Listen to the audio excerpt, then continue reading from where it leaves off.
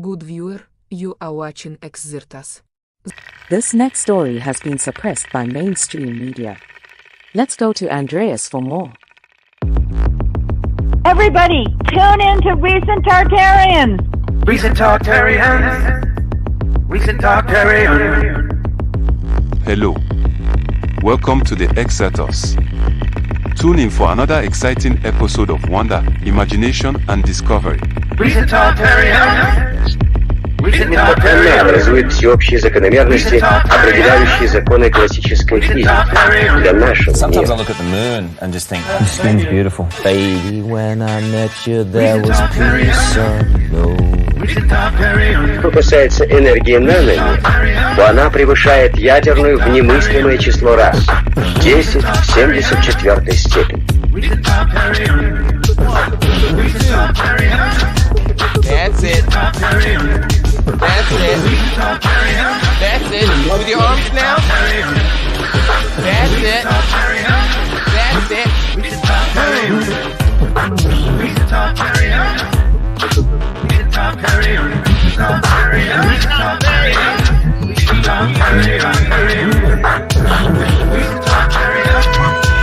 Thank you for watching Exertas. Keep listening. Remember, if you enjoyed the video, please follow and subscribe and share and support. It really helps. Coming up next, Exertas. By the way, that's gone. If you didn't record that, that's gone forever. It's gone.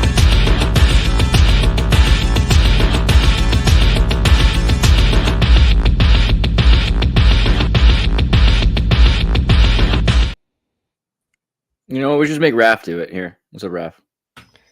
Yo, It's a nice shirt. welcome everyone. Look, it's a nice shirt. pretty Is NEUROPA. Oh, wait, do it again. That was really cool. That was cool. Welcome everybody. This is NEUROPA with Manifestopheles. What's up, Manifestopheles? Hey there, guys. I'm happy to be here. It's a rare honor. So yeah, I'm looking forward to it. Sweet. What's up? So I'll let Raph do a bit more of an introduction Yes. about your work, but you're gonna have a presentation for us, which is pretty cool. So I'm excited Yes. about that. So Alexander came into contact with me and I guess Nachiketa and some others, as he's also been doing research into history. As you guys know by now, I've been publishing all these David Ewing Jr. interviews and people have been watching your stuff, Andreas, and all of that. And since we now have someone who maybe has a particular interest in one of these strange subgroups, as I said in the talk just before, it seems everyone's a Cossack, but Nosovsky actually has some template for this. But I won't talk too much about it. I'll let Alexander Manifestopheles speak. And yeah, Very let's cool. see where we'll arrive. All right. So so yeah, I'm going to share my screen in a minute. So basically, what the topic for today, at least for my presentation, is about the Arvanites and the Albanians. It's a difficult topic. There are arguments for them being one and the same people. There are arguments for them being different people. There are definitely some differences. But the Arvanites specifically played a big role in the liberation of Greece from the Ottoman Empire, and that's what we're basically going to discuss today. Let me see. Now I need to find. Oh yeah, present the screen. Now I have to share screen with these two monitors. Yeah. Okay, now I have to select the correct one. Sorry about that. I should have prepared that beforehand. That's how they get you. Yeah, exactly. time. All right, so Here we go. okay, there you go. All right, excellent. Now I need to open the other one. All right, so who are the Arvanites? So we the birthplace of the Arvanites is in Epirus. Is generally considered to be Epirus. Epirus is a region in the northwest of Greece, bordering to Albania. It's actually currently considered to be divided between Greece and Albania. So you have North Epirus allegedly and and Greek Epirus. And Greece has the main claim on the region because in North Epirus in Albania they have allegedly a group of a Greek minority. But anyway, that's a long story. So there are some terms connected to the Albanians, which are the following: so Epirus, Iberia, Morea, and Dardania. There are others as well. Calabria is one of them, for example, because you also have Albanians in Italy. I'll get to those later on. But I think these are the most important. So Epirus is the birthplace. Iberia is more or less synonymous. Morea is the Peloponnese. So in the Middle Ages, they came to the Peloponnese. I'll get to that later on as well. And Dardania is considered to be synonymous with Kosovo today. So that's another long story. We'll get to all those in a minute. Additionally, there are two descriptors for Albanians at large. One is Arboros, that largely corresponds to the Arvanites, the Christian branch, let's say nowadays, of the Albanians, and Shqiptar, which is their endonym of the Albanian population themselves. And there's several interpretations of where that word comes from. So Shqiptar is said to come from either so the folk etymology is that it is connected to the Shqiponju, which is the eagle. But there's also claims about it simply meaning that you speak a comprehensible language that people can understand, so that they speak the same language. So next we have the core of the Albanian way of life, which is the Fara. The Fara is the tribe. There are two main tribes, which are the Geg and Tosk. So the Geg live in the north of Albania. They're a bit taller. They live more. They live in the mountains. They're less inclined to travel and things like that. They have a harsher lifestyle and a harsher dialect as well. And they're generally blonde and brachycephalic. There's a tendency for brachycephaly within the Geg population, let's say.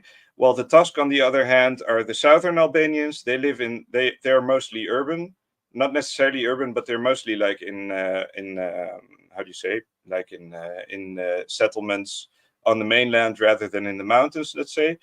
They were historically more preoccupied with travel, trade, and so on. So they were a bit more adventurous. So as a consequence, the Tusk have expanded all over Europe. Well, all over the Mediterranean, I should say. So there are Tusk colonies in Italy, but they also exist in Croatia, in Romania, in all across the Balkan, as well as in Greece. So the Arvanites are considered to be mostly descendants of the Tusk Albanians.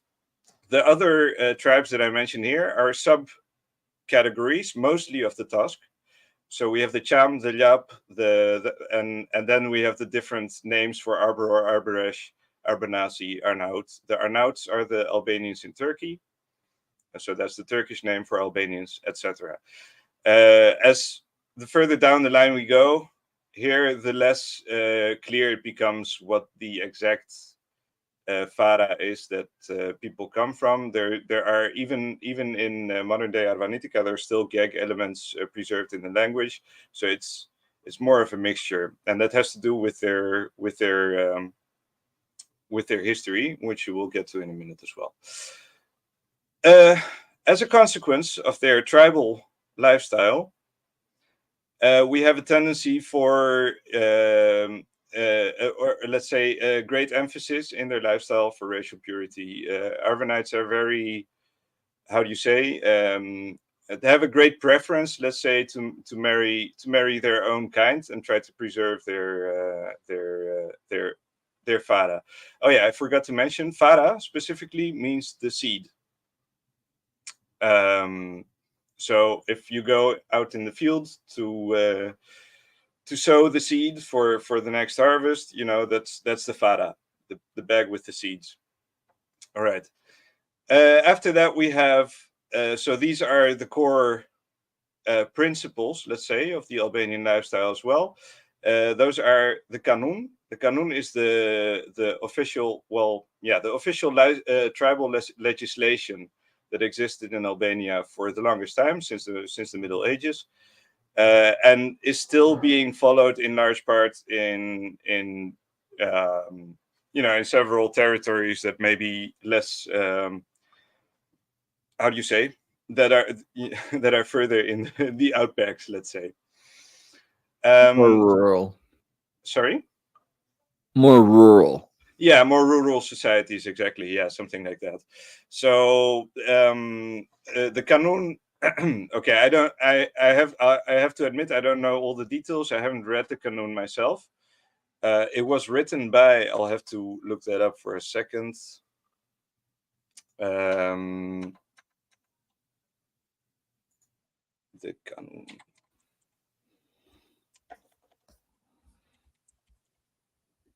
You be careful with my ADD, dude. I might just play some techno. Oh yeah. I don't mind it.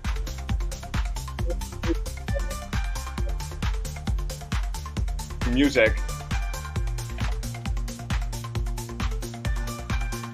All right, I got it. All right. Well, I can't find the writer anymore. Leke Dukagini. That was the writer. So he's one of the Albanian nobles that ruled at the time. But a big part of the kanun is Bessa, and the Bessa is basically is faith. It's their word for faith, but it also means trust, etc. But the thing about the Bessa is there's a special. It has a special status among Albanians because Bessa is basically giving your word. So the given word is law, right? So if you give your word, you're obliged to keep it. And to follow through, basically. If you don't, there are legal consequences, and if many of those are not good for your health, let's say. And blood feuds are another aspect of that. So if someone was considered a pabesis, so someone who doesn't have faith, or someone who is dishonorable, basically, you could have a blood feud. How do you say, erupt, but obviously that's just one of the reasons it could happen. But usually that's one of the, because usually everything basically revolves around the Bessa anyway. Then we have the shared language, which is Albanian. There's a lot of how do you say, a lot of interesting things to be said about it. It is considered one of the oldest Indo-European languages. But there's a lot of debate about it. People are undecided about its roots. Most people insist that it derives from a Proto-Albanian dialect, which was spoken in the Balkans, and which can be found all the way to Thrace, basically. So from west to east, there's still remnants of the language. And they claim it was spoken by the Illyrians. So the claim is that the Albanians descend from the Illyrians. We'll get to that in a minute as well. So then we have religion, is an interesting topic in Albania. Modern day Albania is obviously majority Muslim, but there's a good number of Catholics as well as Orthodox, especially in North Epirus, which, as I said, has a Greek minority. So they have adopted the Orthodox religion. And then we have common traditions. There's a number of them. The most obvious are the dress. We have the fustanella for the men, and I don't remember what the female dress was called, but I can look it up.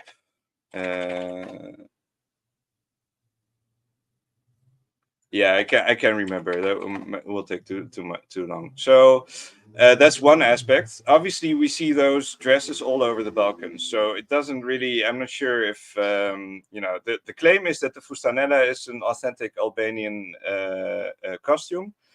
The fustanella. Yeah, that's what it's called. It's basically it's a kilt. And it's they're mountaineers as well, so it's actually fitting. They have similar.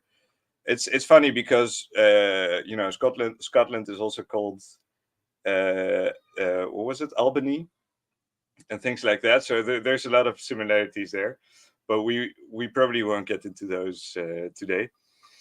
But yeah, the fustanella is the traditional Albanian, or rather, actually, the traditional Tusk costume. So the Gag wear a different costume, and they actually have a pair of trousers. But the vest remains similar, and there's another thing as well, because for example, the Albanians themselves, they usually wear these white woolen hats that are called the plies, while the Greek Albanians tend to wear the fezzes. You don't see the plies in Greece. So they usually have the red hat, or sometimes they might wear a bandana or something like that. Turbans you don't really see in Greece, but you did see them during the Greek Revolution. So a lot of heroes wear those. We'll get to those later on as well. So, and then lastly, we have basically our warlike customs and mercenary reputation. But actually, there's more traditions as well I should mention. So there's the kurbani. Kurbani are animal sacrifices that all Albanians and Arvanites generally tend to perform in their natural habitat, of course. And the songs and dances are also very important. So, and one of the most important ones is the tamiko, and we'll get to that as well. That's a very controversial topic here in Greece, but we'll get to it in due time. So, as I said, lastly, we have the warlike customs and mercenary reputation. So, Albanians generally and Arvanites have always had the reputation of being a warlike people, and have also worked as mercenaries for various factions. So Arvanites specifically started their career, let's say, as Byzantine mercenaries, according to mainstream history, of course. And later on, obviously, you got the Ottoman Empire. So there were a lot of people that became janissaries, and we'll get into those topics in more detail later on as well. So that's by way of introduction. And now we get to prehistory and antiquity. So this is a very difficult subject because obviously we're talking about the mainstream theory here. So we're going to proceed based on the Scaligerian timeline and just see what historians and the like have to say. But I wanted to point out this quote as well by Mr. Albert Pike here, who has written a few things about Albanians which are pretty interesting, I think. And basically he says that the Albanian language is the most ancient Indo-European language, and that they're not Gothic or Slavonic or Finns or whatever, but that they descend from the Illyrians. So this is, yeah. It's very interesting why why such an erudite representative of the Luciferian creed, let's say, put so much emphasis on the fact that they're authentic Illyrians. But we'll get to that subject as well. I think there's a core of truth to that, absolutely, but I think it's a bit more complicated. But let's get to that. So we have the Pelasgians. That's where it all starts. Herodotus refers to them as basically the Proto-Hellenes. They're referred to today as the Proto-Hellenes. There is a lot of debate about how far they are related to the Phoenicians as well. But apparently there was a substratum, an indigenous people in Greece, as well as in Italy and other regions around the Mediterranean, before the Greeks arrived. And those are called the Pelasgians. Now, there's a few interesting things about those, because the word pelasgos in Greek is etymologically connected to pelargos. And pelargos is the stork. So the stork is a migratory bird, and apparently the name of the stork in Greek is related to the name for the to the name for the Pelasgians. Now the funny thing is, in Albanian, the word for stork, or Arvanitica as well, is lelek, and that's what also my my nom de plume, if you've noticed, is lelekas on my current how do you say, on my current profile, let's say, on StreamYard. So the Lelejes is another word for, it's another tribe that is also considered like a Proto-Hellenic tribe, and it just so happens that their name is synonymous to the name of the Pelasgians in a different language, in a language that is supposed to be the successor basically of the Pelasgian language. So that's one thing. And then we have a number of sub branches, let's say, of the Pelasgians, like the Illyrians and the Dorians, the Etruscans, the Macedonians, the Dardanians, the Thracians, the Dacians, and the Scythians, etc. Well, the Scythians are a different, I shouldn't have mentioned those in the same breath. The Scythians are a different story, but obviously Herodotus also recognizes them as cousins, basically, of the Greeks. So there is definitely some relation there, and the Thracians are said to have descended from the Scythians, and the Thracians, from the Thracians we get a number of toponyms and things that have survived to this day in Romania, and in Romanian they still use Albanian, let's say, words, or basically words with the same roots. And as such, I think we can theorize with some accuracy, let's say, that they're related. So anyway, according to Herodotus, we have the arrival of Cadmus. There are different accounts. So people, on the one hand, people are claiming that Cadmus was a Phoenician. On the other, others are claiming he was Greek, and others are claiming he was Albanian, obviously. But he was born in Epirus, or at least he lived in Epirus, or ruled in Epirus. And there was this whole story that his father, I think it was his father whose name was Phoenix, but I'm not sure. But he sent him on a mission to find Europa. So Europa was abducted by Zeus. We all know the story. He transformed into a bull. He took Europa with him. And, after this event, we named the continent Europa for some reason. So Cadmus went to go look for her. So he went on an odyssey of his own, let's say. He wasn't able to find her. Went back. I think he went to, was it the Oracle of Delphi or Dodona? Well, he went to one oracle or another at any rate, and they told him that he should stop looking for her because he wasn't going to find her, and that there was, he had a different destiny ahead of him, let's say. So he basically came back to Greece at some point with a number of men by his side, who are referred to by Herodotus as Yephirei. Yephireos basically means it's something with bridge. Yephira is the bridge, so you could say the bridge builders, maybe. And I personally, my theory is that the word pontifex is like a translation of that word, and that's where the Pontifex Maximus comes from, both in the case of the Kaiser as well as the Pope. But at any rate, the Yephirei basically, I think, are Hebrews, right? So because that's, basically Hebrews and Phoenicians are kind of the same thing. They had the same alphabet.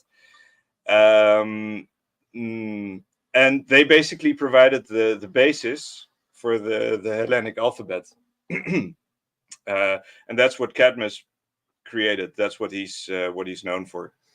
The major innovation that the Greeks made with the alphabet was basically the vowels.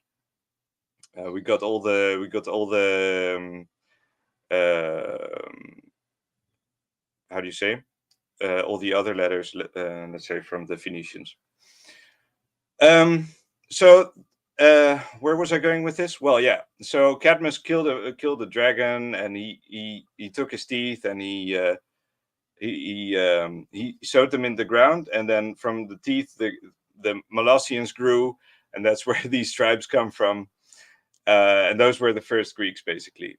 He taught them the language and things like that. That's basically the foundation myth of ancient Greece, abridged. Let's see. Oh yeah. Okay, then we have so then we have a bunch of connections here, right? The Danaans are interesting in this regard because the Danaans are thought to come from the tribe of Dan. So they're thought to be Hebrews that came to Greece, basically, and they're also related to the Dardanians. And there's a whole thing because the Albanians,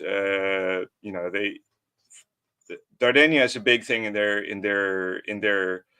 worldview, let's say. I'll have to get into that in a minute. Actually, yeah.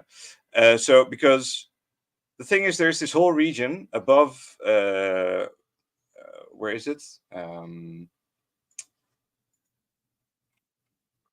Hey, did I stop sharing, or did No, I just pulled you aside for a second. So yeah, good idea. I thought you were visualizing.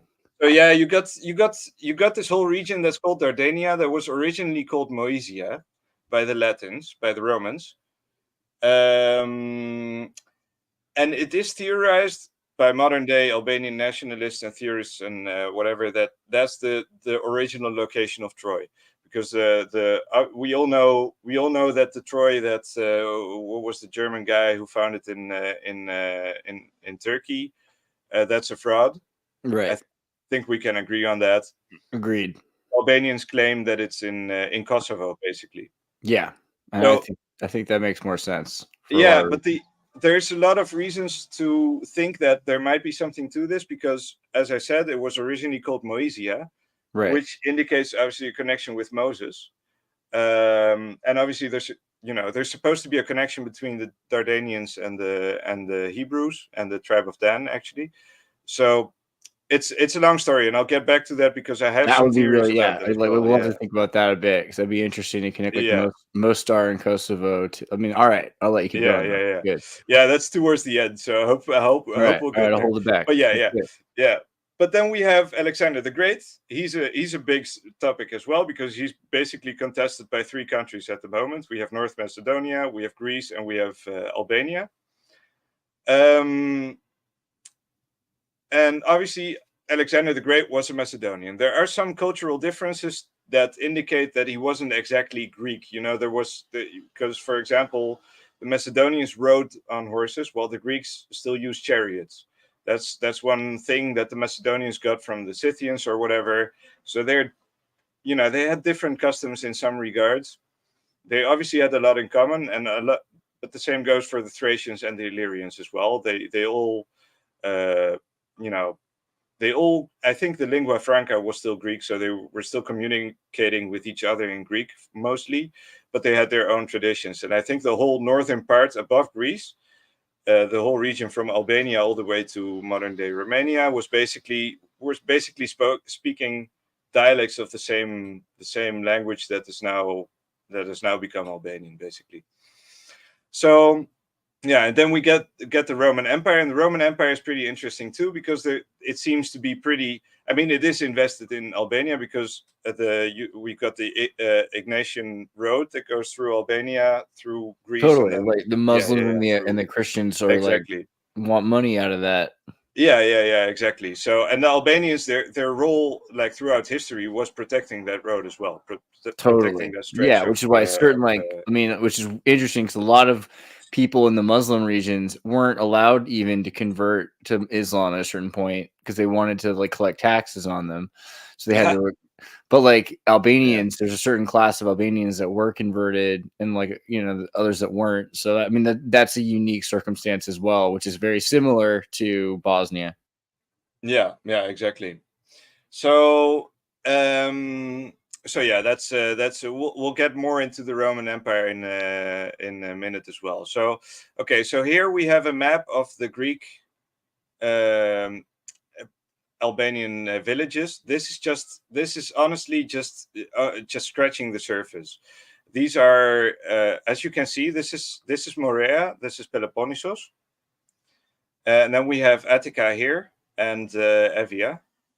So these are the most dominant areas. You can see that Attica, which is where Athens is you could almost say it's even more dominant than the Peloponnese, which is considered like a big Arvanite stronghold, let's say, since the Middle Ages. And but at least you can get an idea. You know, there's so many places where they spoke this language.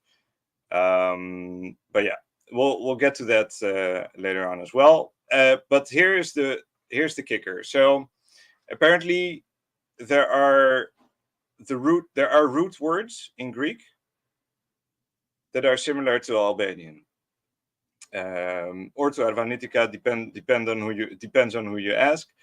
It's still the same language, in my opinion. Objectively, it's the same language.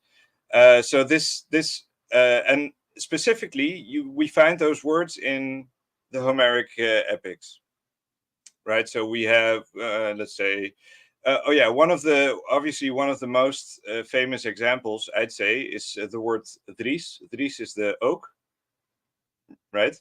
And that's connected to dru in Albanian, or dru, and obviously to druid in Gaelic, right? To the druids. But there are many more examples as well. So let's say the mind, right? Medome. And obviously that's connected to the mentor, like for example in Latin, and so on. There's a lot of examples. Dromos, so the road is oudos. Nowadays it's odos in modern Greek, or dromos, and so on. So yeah, just some examples. It gets pretty abstract on that front. So yeah. So then we have Byzantium and Illyricum. So I should probably have included Rome as well, but it's basically the same history in large part. But the thing is, like in the Byzantine era, the entirety of Greece, for the most part, including a large part of the I should say the entirety of the Balkans, was called the Illyrian Peninsula. Now, obviously, there's a lot of debate of what that means. Were they all Albanians? Well, maybe, probably not, but majority. I mean, does that mean that they had like a how do you say, an association with the area, with that particular people, maybe? So yeah. At any rate, there are some interesting topics. Sorry? Oh, it's like a patronage, kind of. Yeah. That's basically what happened. Yeah. Because Illyricum was basically a Roman province, one of the provinces, and that was basically the entirety of Greece, including a large part of the Balkans. So yeah, at any rate, there are some interesting things to discuss about Byzantium. So there were, especially in the early years, there were a lot of tensions between the Romans and the pagan Greeks, the Christian Romans and the pagan Greeks. Allegedly, there were a lot of temples vandalized, and scriptures were destroyed and things like that. And Greek paganism was what's the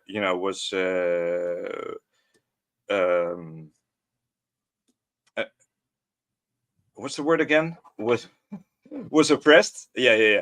Was oppressed and things like that. So yeah, it's kind of a weird story there, because in the meanwhile, Greek was the official language of the Byzantine Empire. So it's kind of strange how they view the Greeks, the Hellenes. They viewed them as a different people.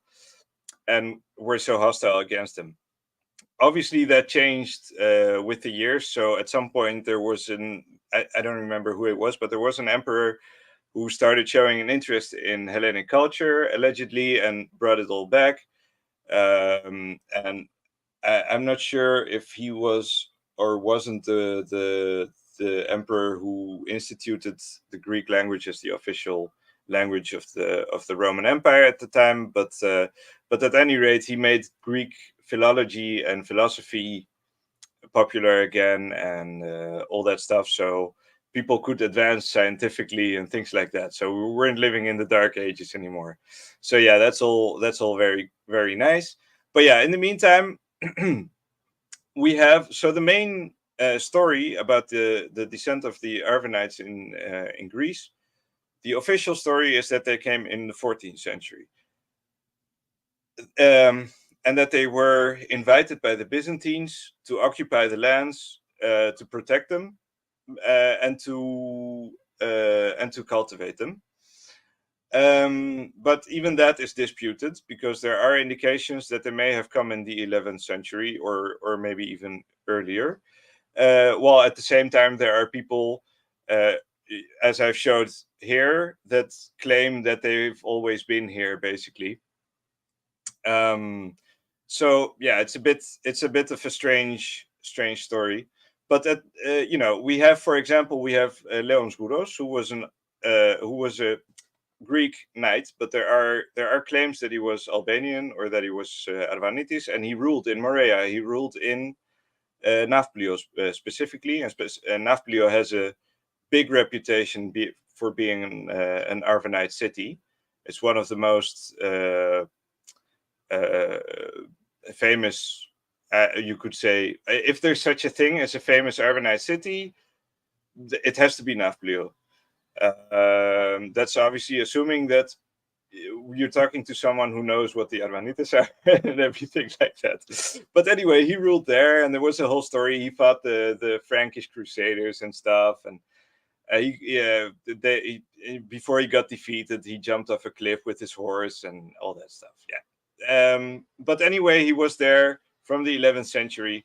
And his name, like the Skouros dynasty, is one of the famous Albanian dynasties as well. So because of that, there seems to be a relation, which indicates that the Arvanites had been in Morea earlier.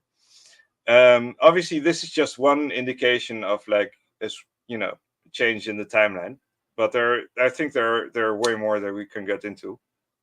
And then we have the Acritas. I just want to interject, because if you think about, a lot of people don't get to choose. You're baptized as a baby at this point, especially, and so all of a sudden you're taxed because the amount of people in your village. That's how many people have to pay taxes to that church, right? Yeah. Or if you're in a village that the Janissaries are collecting, so they're taking kids to be soldiers for the caliphate. So it's kind of interesting, this intersection, and that a lot of these are happening in the same place on top of each other. So that these, yeah, I completely agree. And it gets crazier. But we'll have to get back to the shrinking of the timeline later on, because there's a lot of stuff I need to cover. But yeah, so we have the Acritas. I don't know if you've heard of those. Those are pretty famous generally, you could say. The Acritas were the Byzantine border guard. So they were employed on the easternmost border of Anatolia, and on the western and northernmost border of Greece, as well as in other areas like the southernmost borders of the Peloponnese, and in Crete maybe, and other places like that. And they were considered to be heroes. So there are songs written about them. And the most famous one is the Yanis Acritas, and his name is a portmanteau, actually. So his name is actually the Digenes, or the Digenes, or whatever. Digenes Acritas. Exactly. Yeah. So okay. he comes from two bloodlines. So the story is that he's half Greek, half Saracen or something, and that he had a giant posture. And it's also funny that he fought giant Saracens. They were giants. So there's a whole yeah. So it's like there's is a this hook in dude that named regard is as this well. dude named Basil, and he fights the two blood border lord. I mean, what could that be? Alluding to his Greek and Arabic blood, you know, the two blood border lord. Yeah, exactly. Yeah, exactly. Yeah. And so, but that seemed to have been a thing in the Roman Empire, that they had these tribes that they put on their borders to protect them, basically.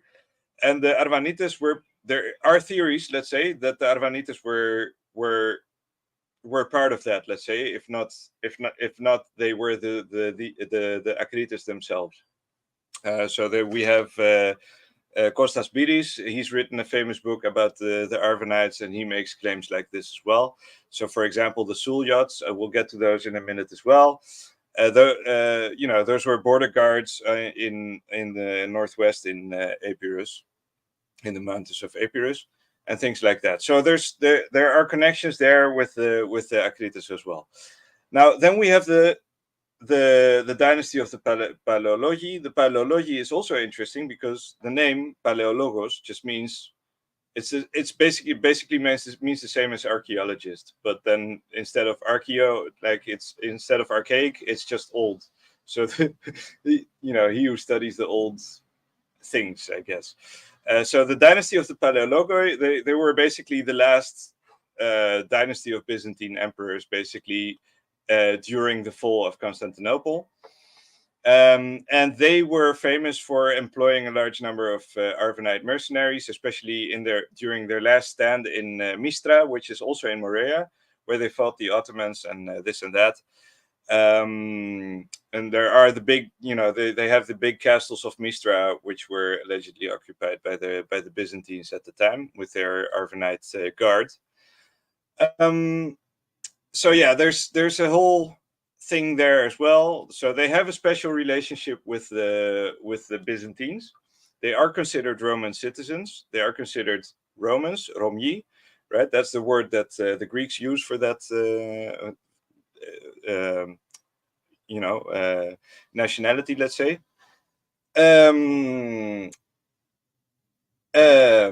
And not only that, they had pretty a pretty privileged status even within the Byzantine Empire, relatively speaking. They assisted the Paleologi in retaking Constantinople, and then it got reconquered by the Ottomans. There's a lot of weird things with that story as well, right? So you have the Fourth Crusade. They sack Constantinople. They split up the Byzantine, the Greek and Anatolian territory amongst themselves. And for a while, we have this thing called Phragokratia. So I'll get to that. Actually, I should maybe I should just get to it. So we have Post-Byzantium and the Greek Middle Ages. Okay, I'm getting ahead of myself. So after the fall of Constantinople, we have a number of things happening, right? So first off, we have the Fourth Crusade. They split up, as I said, they split up the Byzantine territories among themselves. We have a number of Frankish, i.e., European nobles, contesting for power in the region. And at the same time, we have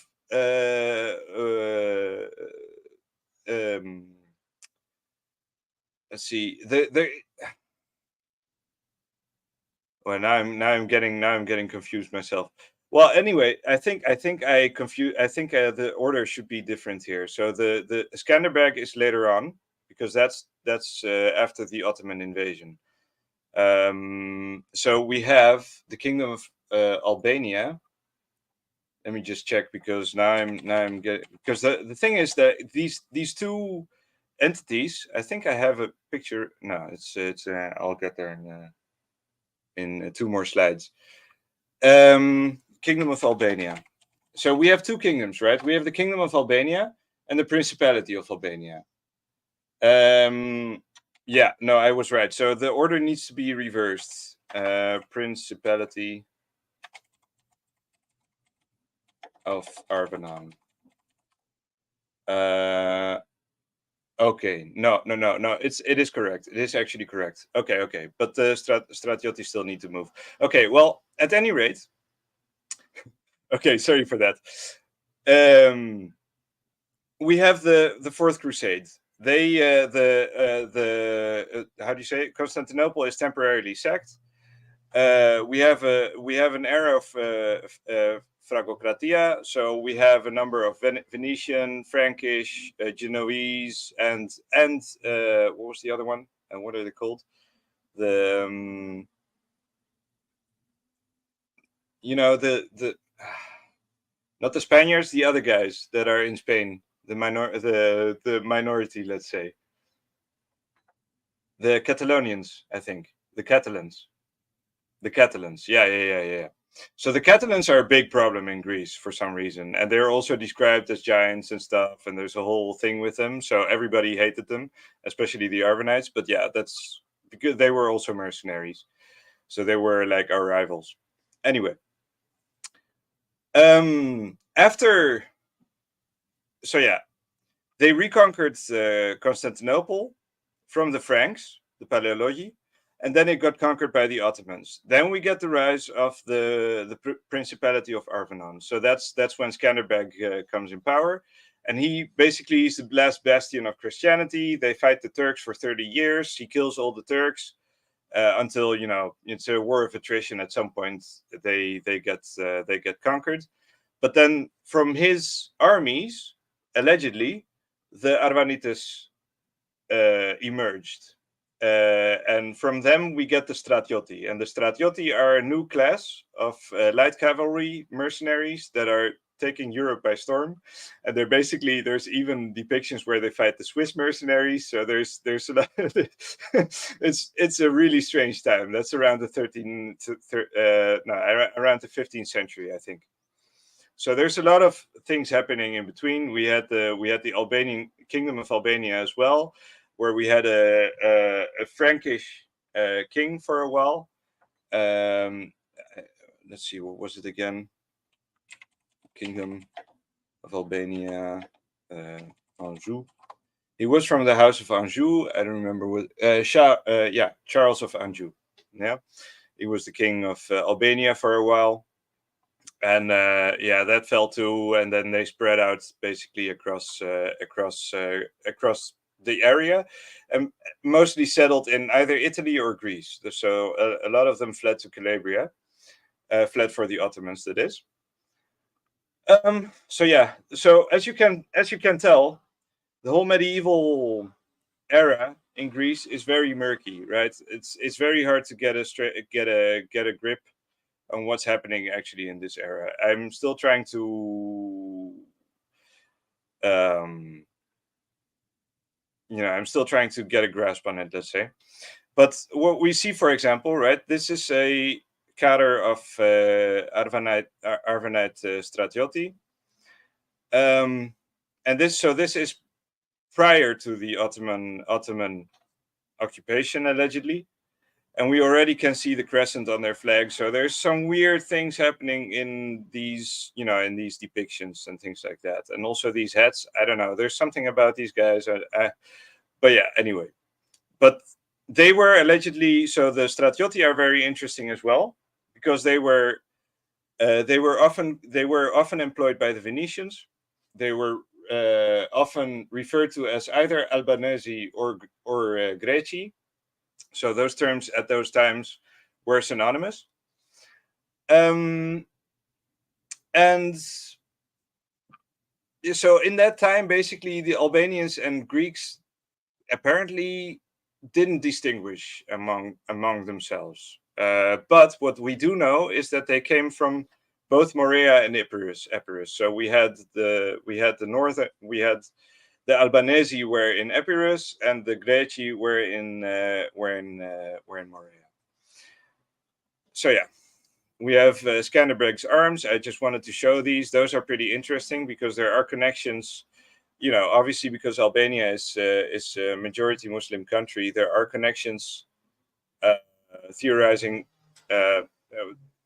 claiming that Skanderbeg is connected to Dhul Qarnayn from the Quran, and obviously he has a hornet helmet. These are clearly reconstructions. So the originals don't exist. So we have no idea what they might have actually looked like. But this is what we get from the depictions and things. And I think the helmet looks pretty badass. So, I have nothing against it. Yeah, wild, like goat head straight on. Yeah, right. Samson, yeah, I mean, there's Samson took a goat head and like killed a bunch of people with it. It's pretty basic. Yeah, and it's not just that. It's the roses are pretty interesting as well. And there's an inscription on there. It's in Latin, and it says, what was it? George Castriot's fear of the Turks, or something like that. Something like that. And here we have the maps of the two kingdoms that they basically existed within a short succession of each other, like within maybe 100 years of each other. After the one fell, the other got founded. But yeah, as you can see, it's mostly the same territories. Like there's a slight difference here, and obviously Epirus, this part, is contested territory anyway. So it might as well be part, but be part of, like saying it's part of it or not. That doesn't really make a difference. But the thing is, this area here, I think it was this area specifically, is what's known as Arberia, and that's where the term Arboror comes from, which is the endonym of the Arvanites themselves. That's how they call themselves, Arboror.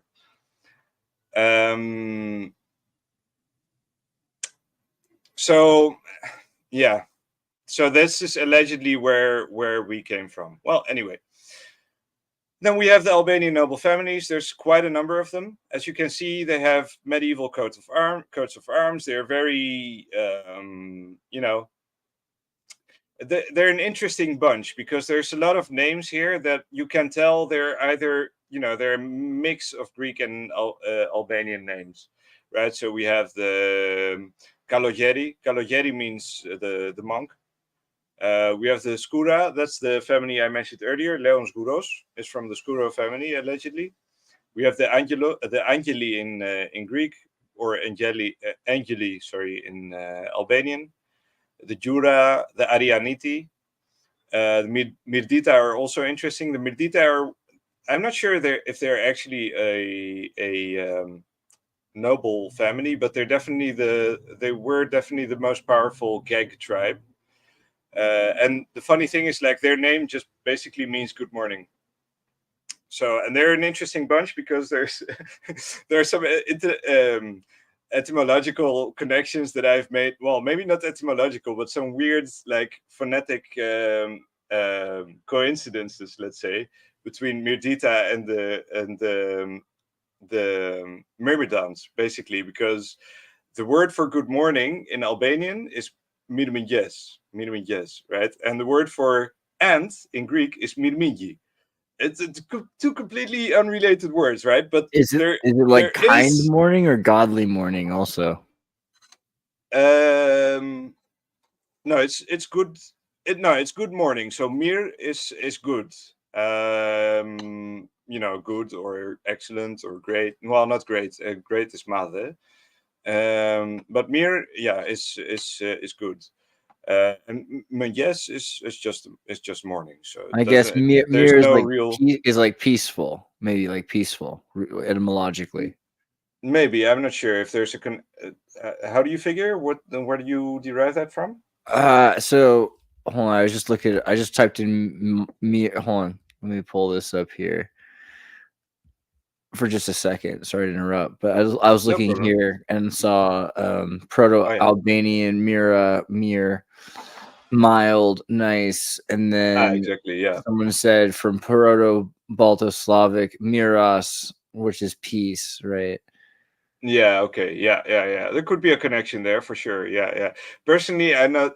How do you say? sold on it. No. Personally, I can't exclude any Slavic connections. There are definitely Slavic connections in the Albanian language. For example, we say kurva for whore. Yeah, it's. I mean, yeah. At that point, what are the odds? It makes sense to a family that's kind of like not. You were like questioning if this was even a royal family, right? So like if this family has this interesting name, that's like I don't know, this stretch here, but yeah. But so as I was saying, the name for ant in Greek is mirmigi. So those two words, there's no etymological connection between mirmiges and mirmigi, but there's a phonetic connection. And the thing is that the myrmidons were actually the name myrmidon is literally believed to be etymologically connected to mermigas, or the mermix actually, which is the old Greek word for ant. So the myrmidons are called ants.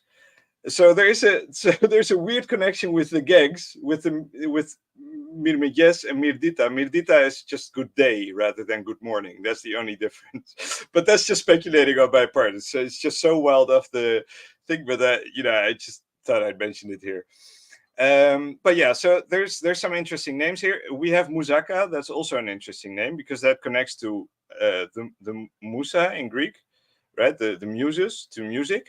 There is, I think I've seen somewhere that they also have another coat of arms with a harp, just like the House of David, as well as. But yeah, so at the same time, there could also be a connection with the Moses thing that we mentioned earlier. So Muzaka is also a very, very important family. And then we have some other names. So Komneno is a bit tenuous because those are Byzantine emperors, and the Angeli as well, by the way. Here, these guys.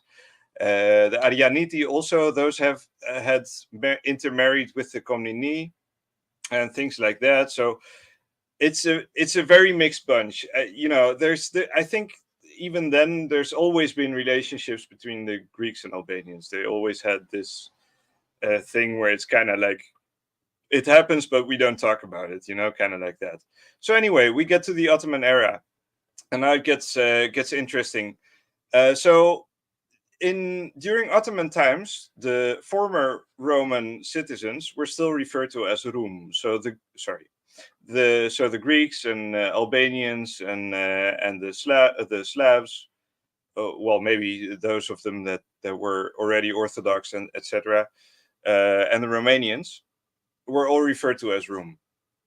So that indicates that they recognize their Roman status, despite them being subjects of the Ottoman Empire. Obviously, we all know on this panel that there may be more connections there than we think, but we'll get to those later on as well. Yes, sorry. Exactly, yeah. So I know I'm saying this a lot, but I have this all planned out. So I promise we'll get there. So obviously then we have the phenomenon of the Janissaries. And my theory is that the Janissaries are basically the Ottoman equivalent of the Acritas. Because they performed a similar role. They were their own, they were like a class of their own, basically. They were like elite warriors. They were wealthy. They had their, had privileges that others couldn't enjoy, etc. Now, the thing about them was that at some point, I forget when it was exactly, but I can look that up as well. But at some point, a particular sect of Sufi Islam became dominant among the Janissaries, and it's called the Bektashi order. So the Bektashi order was founded, let's see, as a Sufi movement. When was it? 15th century, somewhere around, somewhere around there. So my theory is that the fustanella, the dress of the Albanians and Arvanites, actually derives from the Sufi skirt. And that I think that makes sense because they also dance a lot, and the dances also have like a ritual aspect to them, you could say, and so on. There's a lot of connections there, and there's there's also a reason why the Greek Arvanites are wearing the fez all the time, and I think that's because most of them used to be janissaries. So I think that tradition just carried on even after they kind of split off of the Ottoman Empire, let's say. And that's my theory, because I think there was a split with the Ottoman Empire, but I'll get to that as well. Now, there's another faction in the Ottoman Empire that existed from Byzantium, allegedly, and those were the Phanariots. So those guys, they were living in what's now Romania, what was then called Rumeli, mostly, but they were also in Constantinople and Thrace and other areas in those surroundings in the northeast of Greece, as well as in Anatolia. They were, because they were they were Byzantine aristocracy. That's what they're officially considered. And they were Orthodox, obviously, and they were very ambitious, right? So they enjoyed privileges as well. They traveled a lot. They were cosmopolitan. They represented the Ottoman Empire in different countries, things like that. They were they were statesmen, basically. Now the thing is that the Phanariots, they wanted more. Basically, they had plans to conquer the Ottoman Empire from the inside, and they failed on multiple attempts, on multiple occasions, and each time it ended in bloodshed as well. So the Phanariots are a problem that we will discuss further as well.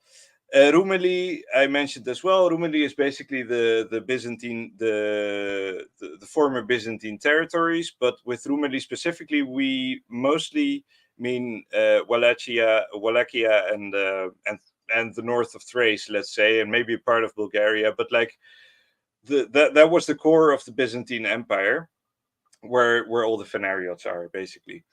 And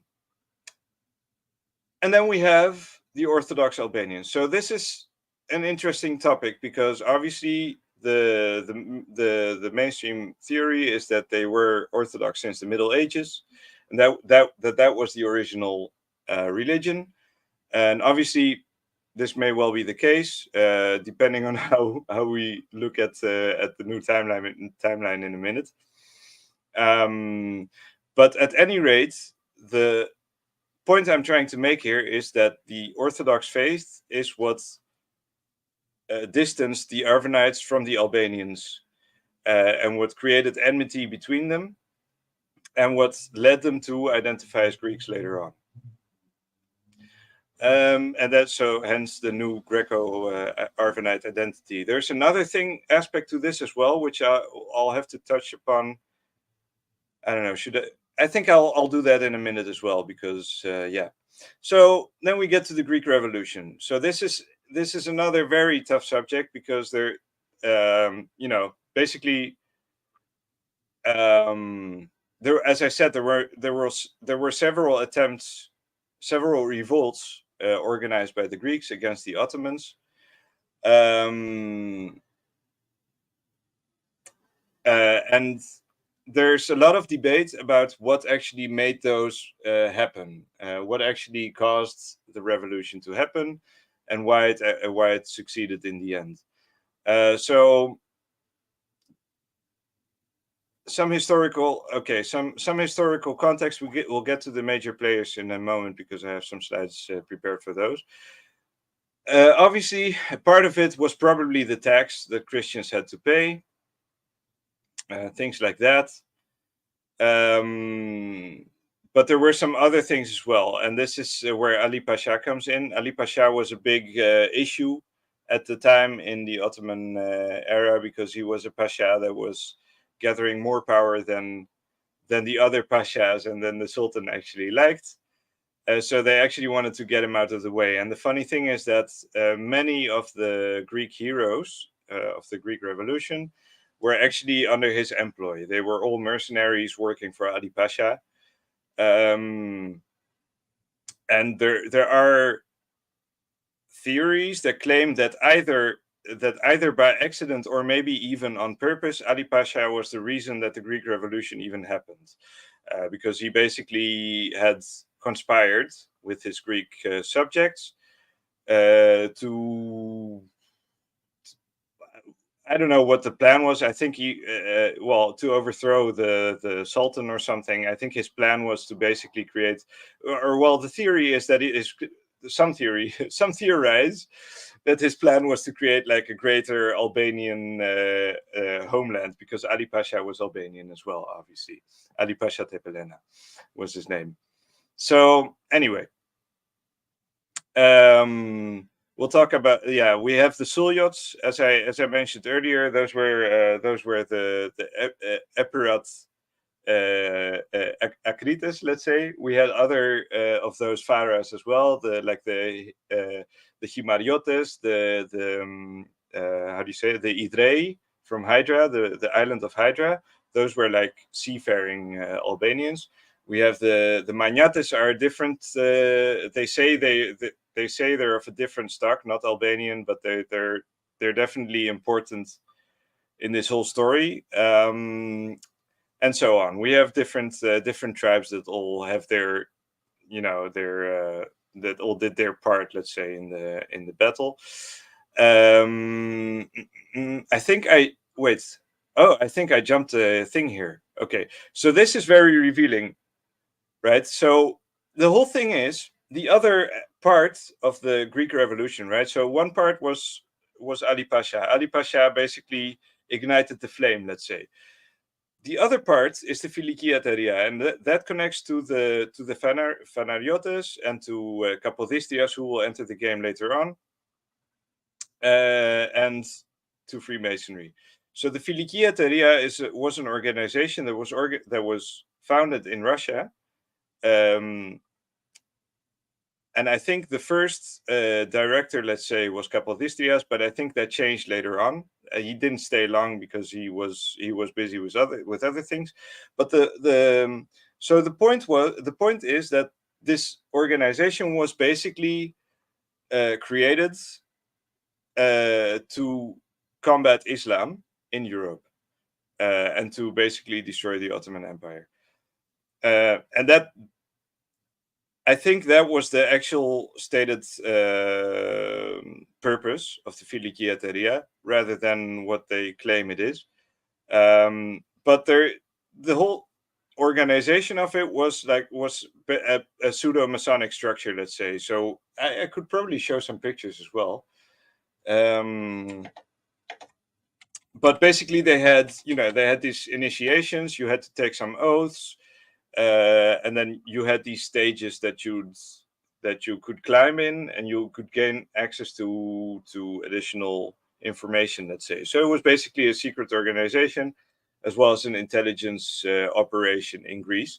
And they were secretly contacting military people and intellectuals and the priesthood and things like that, and initiating them into their ranks, and basically fermenting a sentiment of Greek nationalism and things like that.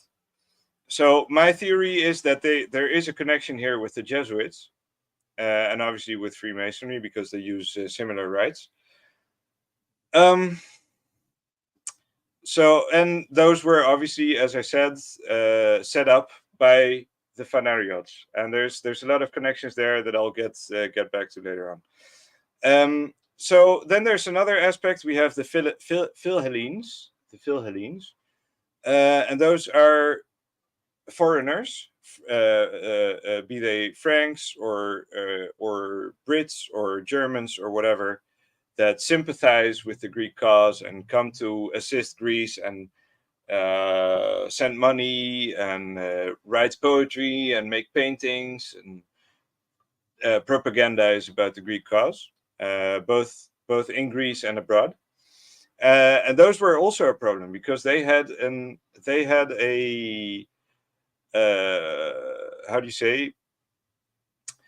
they had a misconception of Greece. Most of them came to Greece and were surprised to find that there were no people actually speaking Greek. Most people were speaking an Albanian dialect. And obviously many of them came to kind of accept that, or came to or started to play with those concepts. So one of those, the most famous, is obviously Lord Byron. I'm not sure, I should have mentioned him. I forgot to put him in the list, but yeah, Lord Byron was a famous Philhellene, and he was pretty interesting because he also because he did refer to the Albanians that he was hanging out with as Albanians. He wasn't pretending they were anything they weren't, but at the same time he was trying to promote this Greek ideal that everyone was looking for, this big romantic ancient Greek civilization that no longer existed. And so he played a pivotal role in creating the new Greek identity, let's say. So we have the Magnates. I mentioned those before. So the thing about those is they are situated like in the southwesternmost tip of the Peloponnese, in Mani, and they're pirates. They claim to be descended from the Spartans, but there are theories that they descend from the Cretans as well. I think there may have been an admixture as well. But they're absolute lunatics. So nobody in the Greek Revolution liked them. Because they were absolute madmen. They could kill you for the slightest of reasons. They were pirates. Nobody liked them. They lived in their towns had towers, so they had individual towers for each family. So each family lived in a tower. That's pretty badass. So yeah, the Magnates are pretty interesting, but there's theories that claim they're probably Arvanites as well, but from an older stock, from an older migration, let's say. But I don't know. And they say the same about the Cretans as well. So it's a bit of a thing. And I mean, they had the same dress and stuff as well. But I mean, they could have been Janissaries as well. So it's a bit of a... Then we have Kapodistrias. So Kapodistrias is an interesting figure as well, because he was a Russian. They say he was of Arvanite descent. Now there could be some truth to that. I'm not sure, but he was a statesman, and he had made his career in both Russia as a what was it, as I think it was as a minister of foreign affairs or something like that, and in Switzerland. So Kapodistrias is considered like a national hero in Switzerland because he wrote the Swiss constitution, or he helped write it. So they even have a statue of him in Central Park in I think it was, where was it, in Geneva or something. I'm not sure. I don't remember. But in any case, he became the first statesman after the first half of the revolution succeeded, basically, and we set up our first parliament in the Peloponnese, in Nafplio. As I said, Nafplio was a big Arvanite city. So in the first parliament, they spoke Arvanitica. They didn't speak Greek. And Kapodistrias was the head of state at the time. He was assassinated by the Magnates, by the Magnates. And so on and so on. Big story, or maybe he was even killed by an Arvanite. I'm not even sure. He might actually have been killed by an Arvanite, but whatever. There were a lot of tensions at the time as well. And then after the revolution spread further north, the capital city of Greece was moved to Athens, and that's when the Hellenization of Greece started as well. All right, so we have some major players here. We can look at some faces if you'd like. We have Ali Pasha Tepelena. This is a very nice picture, I think.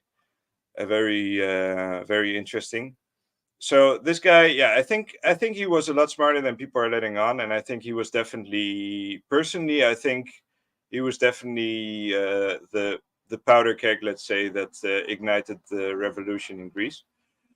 And then we have a number of our famous heroes. We have Marcos Botzaris. He's probably the greatest of them all, considered to be, and like his family is still considered to be one of the most prestigious Arvanite families in Greece. His daughter also became like a courtier of the Greek royal family, and things like that. So they were very prestigious after his death, obviously. Theodoros Kolokotronis is another important one. His real name is Bithygouris. So Bithygouris just means the same thing as Kolokotronis in Greek, but in Arvanitica, Bithygouri means basically. So Kolokotronis basically means like a stone, like an ass of stone, you could say, or an ass of stone. And like my grandfather used to tell the story that like during like one of the fights he was in, like one of the battles he was in, he got shot in the butt cheek. So after it was done, he sat down on a rock to stop the bleeding. that's where he got the name. So he was literally a hard ass. So make of that what you will. So yeah, we got figures like that. We've got Karaiskakis. We've got Canaris. Miaoulis was an Arvanite as well. I think he was from Idra. We have Bubulina. It's also very famous. And so on. Madonna Mavrogenus was also interesting. She didn't actually fight, but she financed the revolutionaries. And meanwhile, most of these heroes' lives ended in tragedy as well. So Kolokotronis, so Botzaris got killed. There's a nice anecdote as well, because he was fighting Albanians, and when they killed him, he said like something along the lines of, "Why are you killing me?" in Albanian. So someone heard him, like the leader of the enemy tribe, and he called like an end to arms, because he realized that they were speaking the same language. So from that anecdote, we also learn that they didn't even know that their enemies were of the same people. And that's another trick that they were playing in Greece. Both the Turks and the Greeks were doing it, because if you went into the army, you had to learn Greek. So only the men spoke Greek in Greece, among the Arvanites at least. And when you were in the army, you got your orders in Greek. You didn't even know if the soldier next to you spoke Albanian or anything. Most of the time, if you were new or whatever. So and the Turks did the same thing. So the Turkish soldiers, they had to learn Turkish and speak Turkish in the army. So they didn't even have the chance to recognize who's who. That's a big aspect of it, and that's what we get from this story. Kolokotronis was imprisoned for treason, allegedly. There's other stories as well. I think it was Karaiskakis, I think, was killed as well. Yeah, Karaiskakis was killed. Madonna Mavrogenus was how do you say? She lost all her wealth, and just basically lived as she basically died penniless, and things like that. So they weren't treated well either after the revolution by the Greek state. And that's a big subject of debate as well. But anyway. See, I did mention Byron. I did actually think about it, but I hadn't remembered.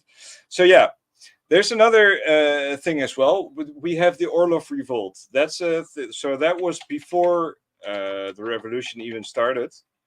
We had one of the revolts that took place was the Orlov Revolt, which took place in 1770, which is also a pretty auspicious year, you could say. And that was organized by the Russians. Wait, let me see if I can find it. Revolts.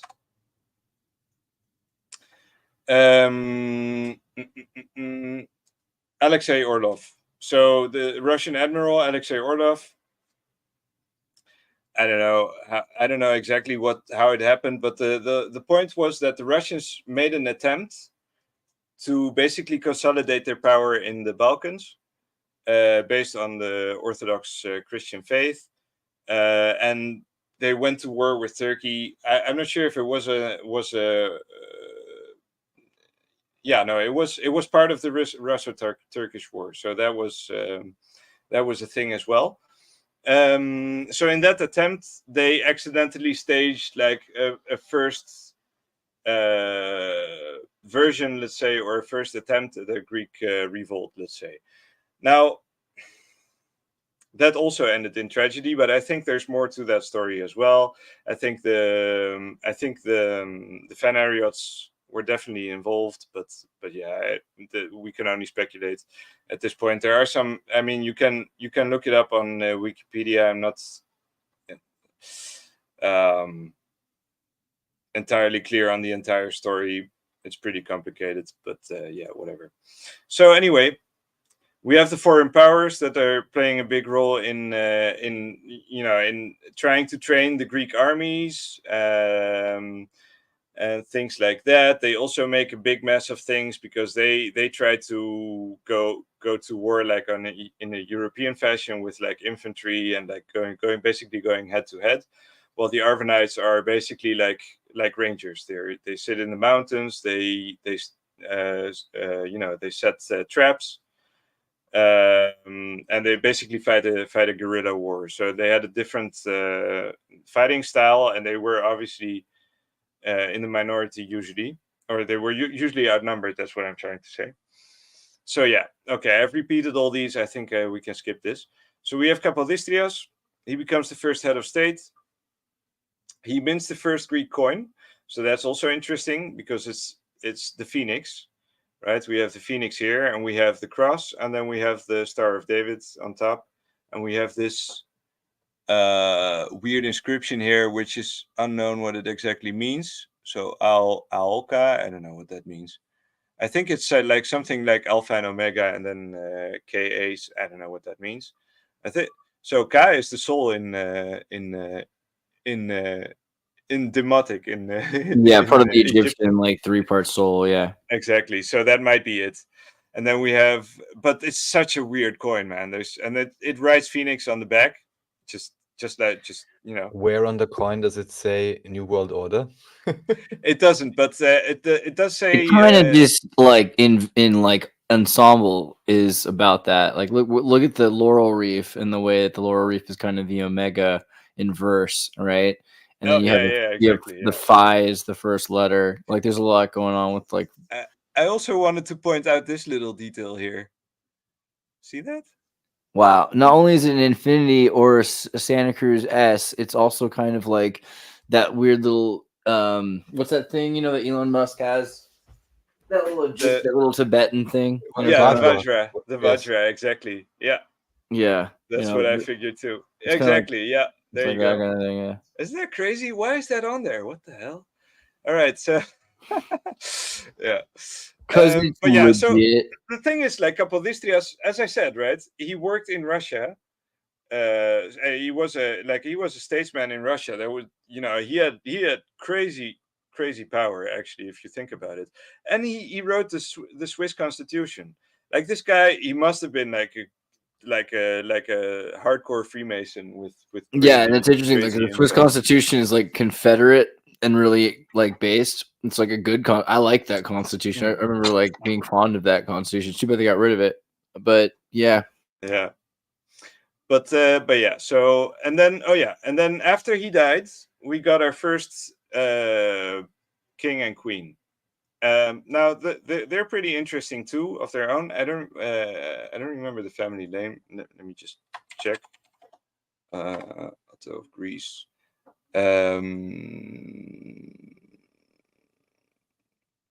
Otto Friedrich Ludwig von Wittelsbach. That was his name, and his wife was Queen Amalia. At any rate, I think she was from a different.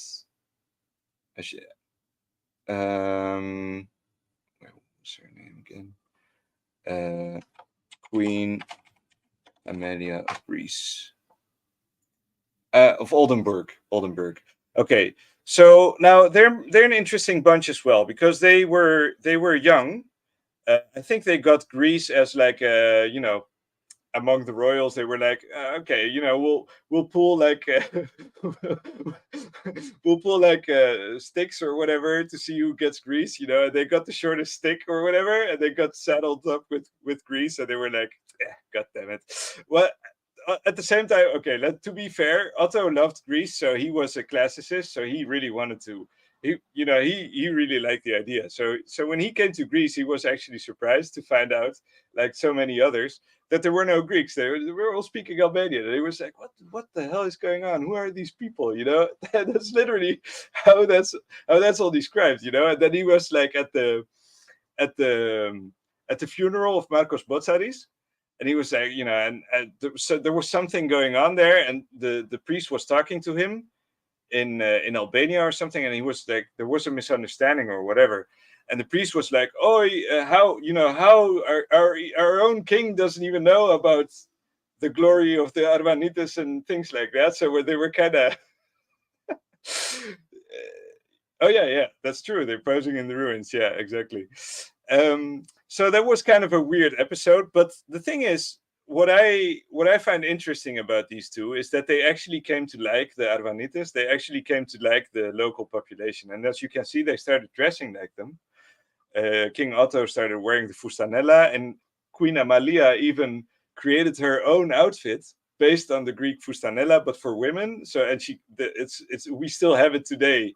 We call it the Amalia costume, Amalia dress. And it's actually very pretty. As you can see, she has a similar vest as the men would have, with the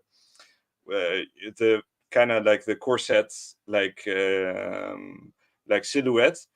But then with the European dress underneath, it's very tasteful, I think. And the fez, I think it's a very, very cute touch. And there's another one, like Marcos Botzaris' daughter has a very famous portrait. And she wears a dress like that as well. Let's see if I can find it, but I'll have to change the screen for a second there to show you the image. Wait. Do you know, Manifestopheles, to what extent like those individuals were involved in already reinvigorating what we would now consider to be classical Greek culture or Hellenism or something? Or can you who now? That? Well, those you just showed, basically, or whoever's posing in the ruins, and because you said they are classicist, and I was like, yeah, what does that mean? Yeah. Well, I think they definitely played a role in trying to promote that to some degree, but we weren't that far. That this is still in the 1830s or so. So this is very, very early. That's just fresh off the revolution. Just because, of course, it would make sense they put somebody there who is so interested and maybe strangely knows things about the classical period that no locals know, right? So just in terms of how you set it up earlier with the Freemason and all of that, would just make sense that I put someone on top who's of course going to teach them the new history, basically. Yeah, right? Yeah, but that's not. I don't think that's what King Otto did. He was because he was pretty naive. There's no indication in the Greek, like in the history that we have, which I think in that regard we can safely assume that it is true, because it's pretty recent, and it's it describes him fairly objectively, because he was both liked and disliked by the people. There were aspects of and parts of the population that disliked him, and others that liked him a lot. And but at the same time, for example, Queen Amalia was very much beloved by everyone in Greece. And still today we have like the Queen's Garden, and right next to the parliamentary building in Athens, which is very nice. It's still very, very well preserved. So just in terms of history, I mean, also here they talk about, the beautiful history of the Austrian royal family, and technically their descendants would still be running around. I have never seen them do anything useful, actually, especially the Habsburgs were involved in the Pan-Europa movement and all of that, and many very strange things. but still now, they play Sound of Music or whatever, and everyone is like, oh my God, Sisi, this and that. So I just want to say, because now they're telling everyone that they were beloved, that doesn't necessarily mean no, I think too much credence. yeah, of this. okay, Maybe there is, but maybe yeah. Someone who still knew. Well, this is too long ago. Probably this is the same issue we all have. Exactly. No, but I think in this case, because they're at the same time, because Greece never had a good relation with its royalty either. And I think I'm not even sure if there's any other country that has done this other than France, maybe. But France is an extreme example. But we've had two royal houses, and we've expelled both of them.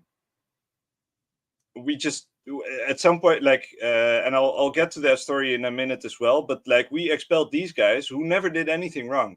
They were just there.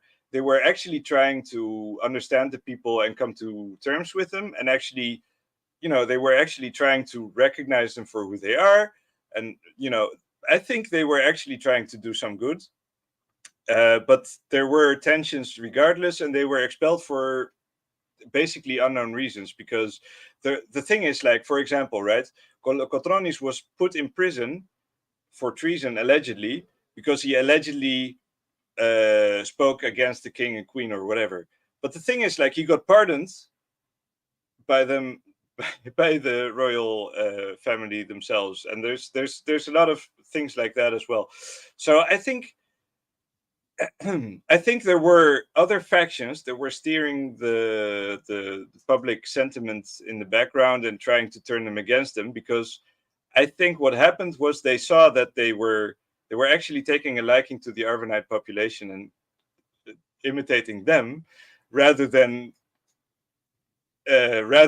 imposing that classical Hellenic civilization. So, and I think that's the reason why they actually got expelled. So yeah, let me actually. Can you turn on the screen? I shared the screen for that picture. Yeah, so that's Marcos Botzaris' daughter. So she was a courtier in King Otto's court, and she's an interesting case as well, because they say they took her with them everywhere they went. But they say that she pretended not to speak German, and she hated the Germans and stuff. So, and she would always spread gossip about the royal family and stuff, and cause trouble for them. So she's a real trickster. There's some weird things going on with her, and she ended up marrying a Phariot as well. And what is she wearing on her head? A fez, yeah. So she's basically depicted wearing this Amalia dress, as I mentioned, and she's wearing a fez on her head. So yeah, the Greek custom, or the Arvanite custom, was usually to wear them sideways, and usually they had these soft fezzes. They didn't have the hard ones, but you could also encounter the hard ones. And to what extent have you ever investigated because I really only now kind of realized this. Why does the fez, at least with this red color, and the Frisian cap, from the French Revolution or whatever, seem so similar? The one maybe is just a bit more square or something, but especially with this type of form, it's already a bit more soft or malleable material. It could almost look like a Frisian cap. So I have no clue what to do with that, but just noticing that. Well, I have my theories about that, and I've included a slide towards the end of my presentation as well. So I don't know if we're waiting for Exertus to return, or otherwise I can just go back. I think you can go on if you like. I'm here. Yeah, what's up? Okay, all right, excellent. Let me just change the screen again. Oh wait, why do I stop it? I thought I could just. Oh no, okay, I have to stop it. It's all right. You can just select the window. Yeah, exactly. Yeah, that's what I usually do. All right, there you go. Okay, so yeah, so far you did catch about the expulsion of the royal family, Andreas? Yes. Yeah. All right. Excellent. All right. Okay. So now next we get the second phase, let's say, which coincides with the second royal family that we get, which are the Glücksburgs. And we get the Megali Idea. So this is a big thing. This is right about the First Balkan War and World War I and all this big catastrophe that came over the Balkans. And this is all due to this thing, the Megali Idea. Megali Idea means the greater, it's basically the greater Greece. So there's this big idea, this idea that Greece should include all of Anatolia, big part of, ideally, big part of Greater Israel. Yeah, maybe, probably, yeah, of Egypt, as well as maybe a part of Italy, you know, because Calabria and Sicily are alleged to be Greek, and things like that.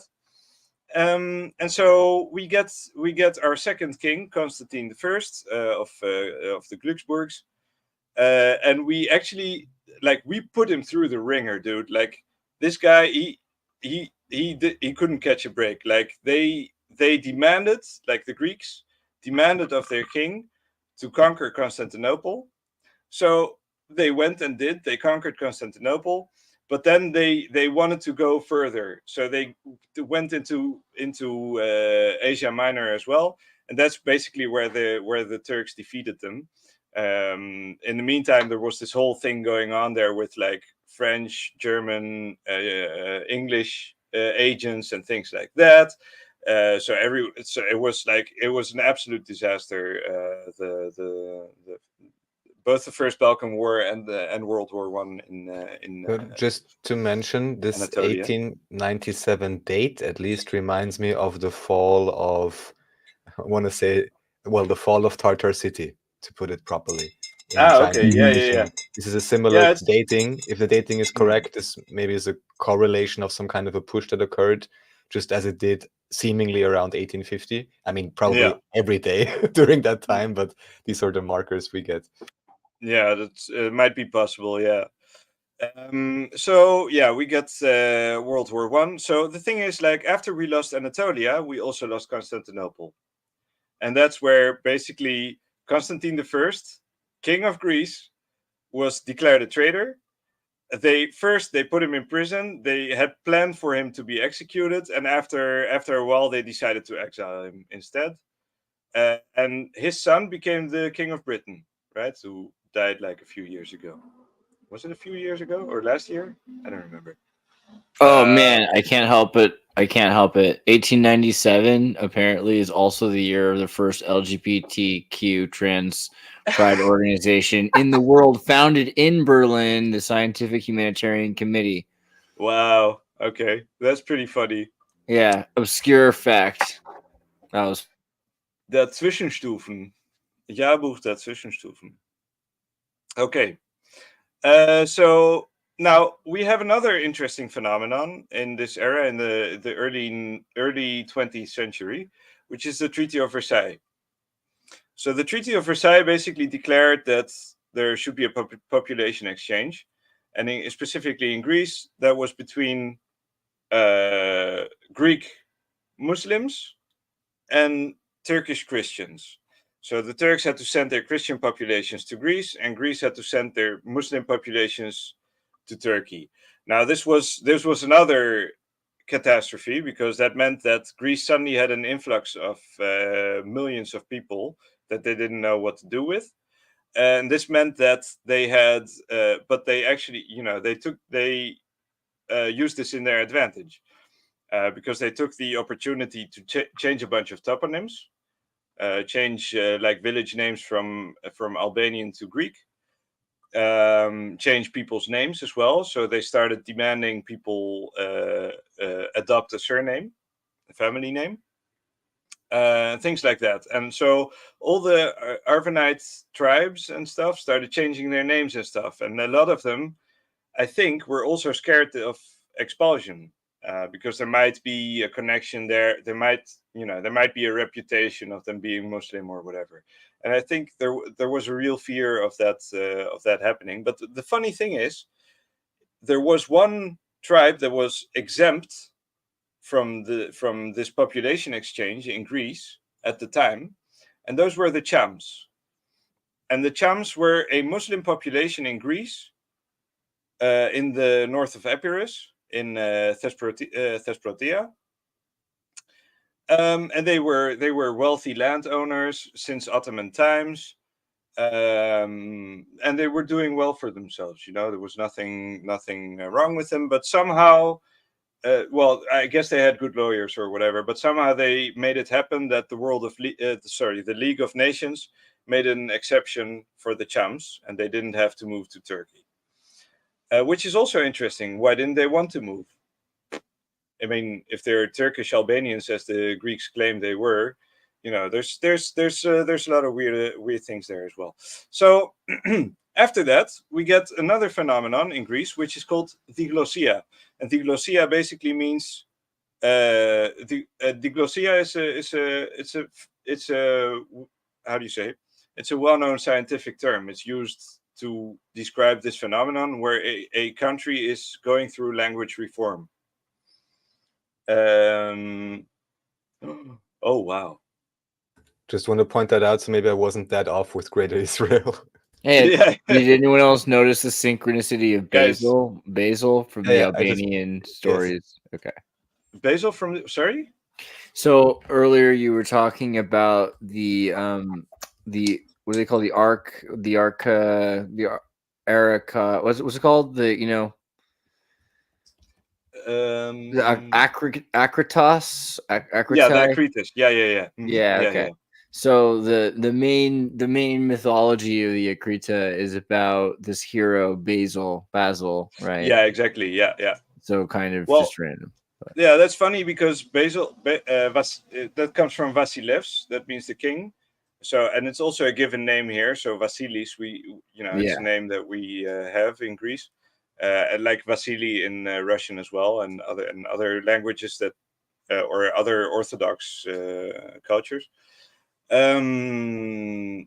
But there's definitely a connection with Basil and Baal there. Absolutely, it's no coincidence that Basil is called Baal in French, for example. Right. But also like a vassal, maybe a vassal and Vasily is somehow weirdly connected. Yeah, that's interesting. Yeah, that's an interesting thought there. So the roles are reversed. That also happens a lot in languages, and it happens with Albanian as well. Well, maybe that's going very deep into the language and stuff. So maybe that's for another time. So the phenomenon of diglossia is basically when you have, and it's very, very funny that they call it that, because diglossia is like digenis, right? Like we mentioned earlier, it's two languages. Diglossia is two tongues. And so what happened basically here in Greece is they started debating on how the Greek language should be reformed, how it should be, let's say. But nobody asked the Arvanites. This is suddenly it comes on top, and there's just a bunch of intellectuals that are speculating. And so you have two schools of thought, right? You have the Demotic school of thought, and the purists, let's say, the Katharevousa.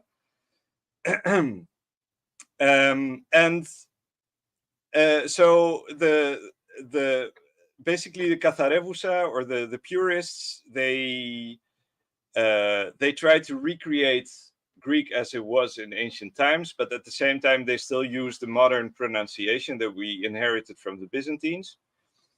But so they invented, for example, the diacritic system that we have in that you see in ancient Greek. If you learn ancient Greek at university now, you will see all these weird diacritics, right? I don't remember all the names, but the little wavy thing, and the one that goes this way, and the one that goes that way. In Greek. Right. If you if you learn ancient Greek, if you. I had the opportunity and I gladly passed, but yes, they have all kinds of diacritics. Yes. Mm-hmm. Exactly. So those were invented in this time. I mean, there are some diacritics you can find on old epigrams and stuff like that, but those are very limited. And they're only there to you have the one for the H sound, for example. You sometimes have the circumflex, the weird one, things like that. But usually it's all in capitals anyway. So almost nothing is accentuated in any way, let's say. But then in order to somehow recreate the nuances of ancient Greek pronunciation as they saw it. They invented these weird diacritics to start to create like a so-called melodicity in the language and stuff. But the funny thing about Katharevousa was that it just sounded pompous. It just sounded overly convoluted, and just sounded like trying to be interesting for the sake of it, giving putting on airs and being like a pseudo intellectual. Meanwhile, the Demotic language was closer to what we'd call a natural language. They were looking at how do people speak, and what can we do with it. My theory is that Demotic evolved from Arvanitica, but that this kind of reminds me of Royal English. How do you call it? Buckingham Palace English or whatever, and Yorkshire English. Yeah. Yeah, well, it's a similar phenomenon, and it's the thing is, like, I have a bunch of, because like the apartment I live in is like, it belonged to a teacher or something, a philologist, and he has like a number of books about, and it's funny because the organization that published those, and then it was like a magazine, was called the Nea Philikieteria, so the new friendly company. That's what that actually means, or the friendly brotherhood, let's say. And they were literally saying, like, just we're in the same process as the Swiss or the Belgians were when they were trying to decide for their national language and things like that. And the Belgians and the Swiss literally had the diglossia, they literally had that problem. So, but the thing is, like, they named it that. It seems like they named it that to give the impression that they're, the two languages we're actually talking about is Demotic and Katharevousa. Meanwhile, the two languages that were actually fighting for survival, let's say, was Arvanitica and Greek. But nobody talks about that because nobody believes that Arvanitica is even a language that is being spoken. So yeah, but so in the end, the Demotic language, how do you say? The Demotic language became the official language of Greek, but it obviously was revised a bit. It included some elements of the Katharevousa, so it took measures for Greeks to be able to also use ancient Greek vocabulary in their language. So it is an effective system that we have. To be fair, it is functional. It feels relatively natural. So they did what they could with what they had, let's say. But at the same time, I get the suspicion that there was like a Hegelian dialectic going on here, that they created a new problem, and then created a thesis and an antithesis, and then synthesized basically the new language that was supposed to take the lead from there on. So yeah, that was that. And then we have World War II, and now it gets a bit even more murky. Basically, in World War II, we deal with the consequences of World War I in part, but at the same time, we also deal with foreign invasion. We have the Italian occupation. We fought the Italians in Albania in the mountains. So that was all, all fine and dandy. We actually beat the Italians, and then they called in the help of the Germans, and they occupied the country for a few years. Allegedly, the Greeks were instrumental in delaying the Germans, making it so that they would go to Russia in the winter, which is a bullshit story, but whatever. But there's a number of things that happen in the background that here in Greece and in Albania are very, very, very controversial. And if you're not careful, you might get wasted in Greece. But the thing is, we have the champs. Remember, in World War I, they escaped the population exchange of the Treaty of Versailles. They were still in the area. So allegedly, the champs collaborated with the Nazis. And we're fighting the resistance groups, allegedly, and allegedly they went into Paramithia and started killing people. and there was like this whole thing and stuff. And then there is this guy, Napoleon Zervas. I think I'll show a picture because he's a pretty funny guy. Napoleon Zervas. And so, like, he's a very, very popular figure of, how do you say, anti-Albanian propaganda, let's say, here in Greece. Like this whole thing, this story is so vicious that, you know, it's one of the things that Just Napoleon is kind of a very suspicious name to me by now, I have to say. I know, right? I know, exactly. I'm curious to hear the story now, what happened, how fantastical it is. Yeah, so this is the guy. So as you can see, he's a very very friendly guy. Well, he took on some pounds later on in his years, as you can see. Well, because he ate somebody. Yeah. Okay, so this is actually funny that you mentioned that, because there are mentions of cannibalism. Oh my God! In this scenario, in a court, so people have literally been accusing the Chams of eating people. So the Chams, as I said, they were a Muslim group. But there's the other side of the story, and that is that the Greek government used an accusation of Nazi collaboration as an excuse to exterminate the Chams and to cleanse Greece of its most powerful Muslim Albanian population. The funny thing is that the Sulyots, for example, who are these famous heroes that fought in the Greek Revolution and things like that, they were also Chams. And they're also Christian Chams, of course. So it's not like, you know, but that's stuff, you know, that's all very murky waters. And obviously they were all related to each other. I mean, you had families that were both Christian and Muslim, and that's very common practice in Albania. Actually, I should have mentioned that in the beginning when I was talking about religion.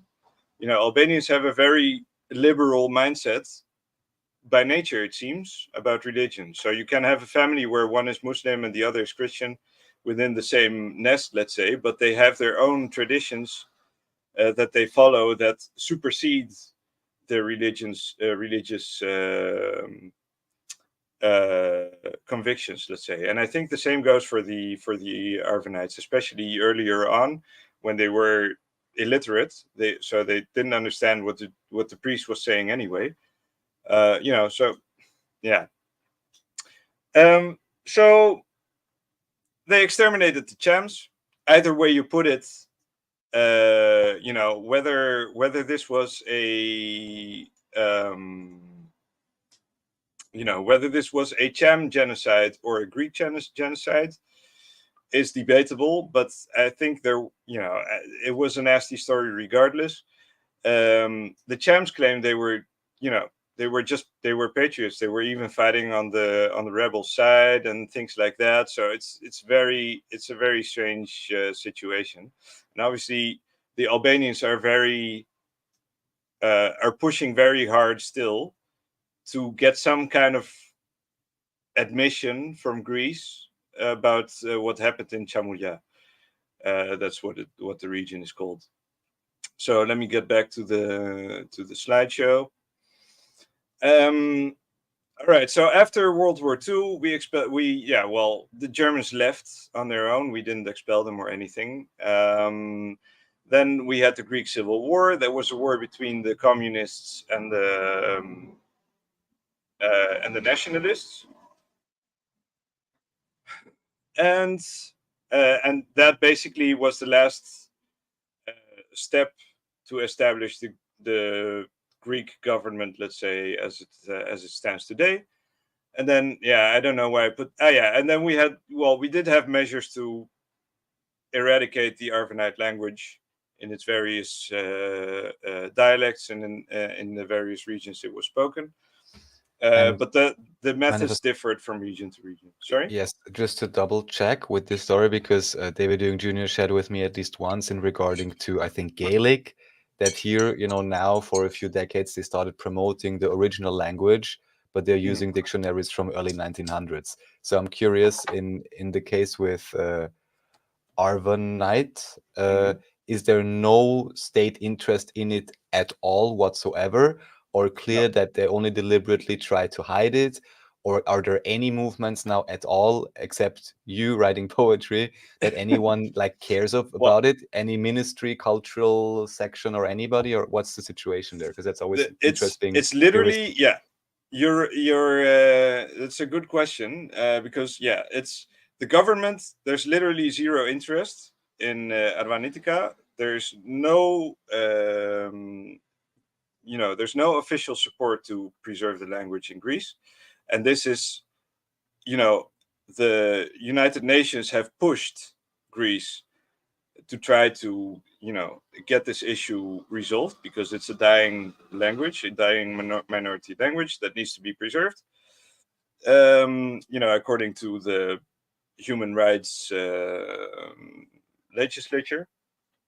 But Greece has yet to take any steps to do something about it. Obviously, there are some organizations, or there have been some organizations that have been, that have tried to revive the language. There still are, by the way, but it depends. There's different degrees, let's say, of engagement, let's say. So there are a number of cultural organizations, Arvanite organizations. So, for example, here in Athens, we have a region that's called a district called Lyosia. The original name is Lyosia. It's named after a Arvanite officer, military officer. I don't remember what his rank was, like a general or something, whose name was Lyosis. And his clan got this area of Athens as a reward for their work and stuff. And they're one of the recognized clans that are accepted for, and are kind of allowed to have their own space and things. And they have their own organizations which promotes Arvanite culture. But the Arvanite culture they promote is mostly limited to dances, music, food, things like that. Language lessons are hard to come by here in Greece, unfortunately. So the best you can do is to find a village or find a native speaker and hope they can teach you. Most of them don't even write. Originally, they didn't even have a script. So there's a lot of problems there. There are some books that I've managed to obtain. So if you'd like, I can show those if you want. So for example, this one. Wait, here's the camera. I've had to actually do I've had to do like a Mission Impossible type shit to actually get this book, because it's self-published by the writer, and the writer died in, what was it, 2013, I think. He passed away.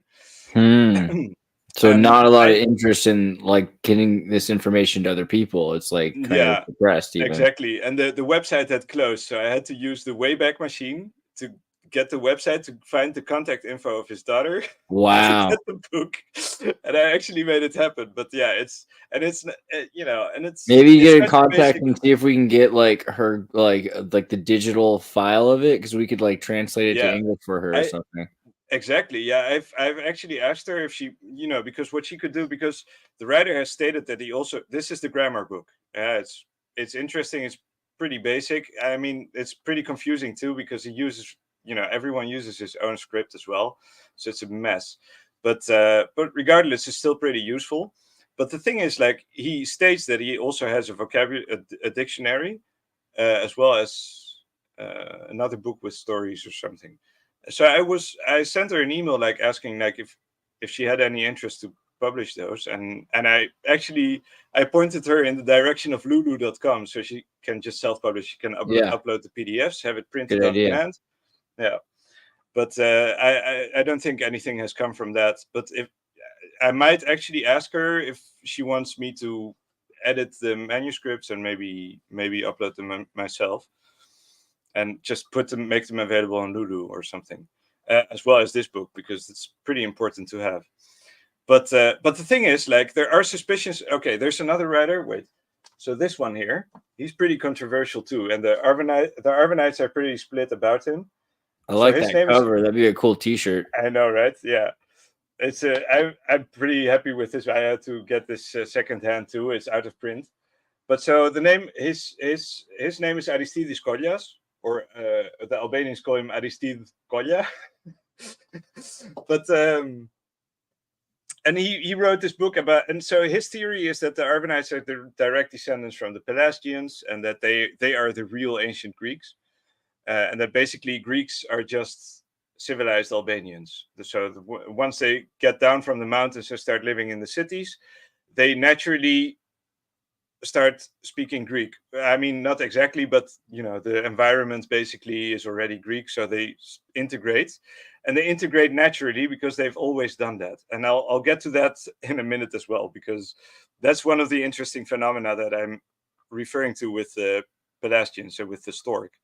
So that's literally what I'm getting to now. So if you'd if you can open the slideshow again. Thank you.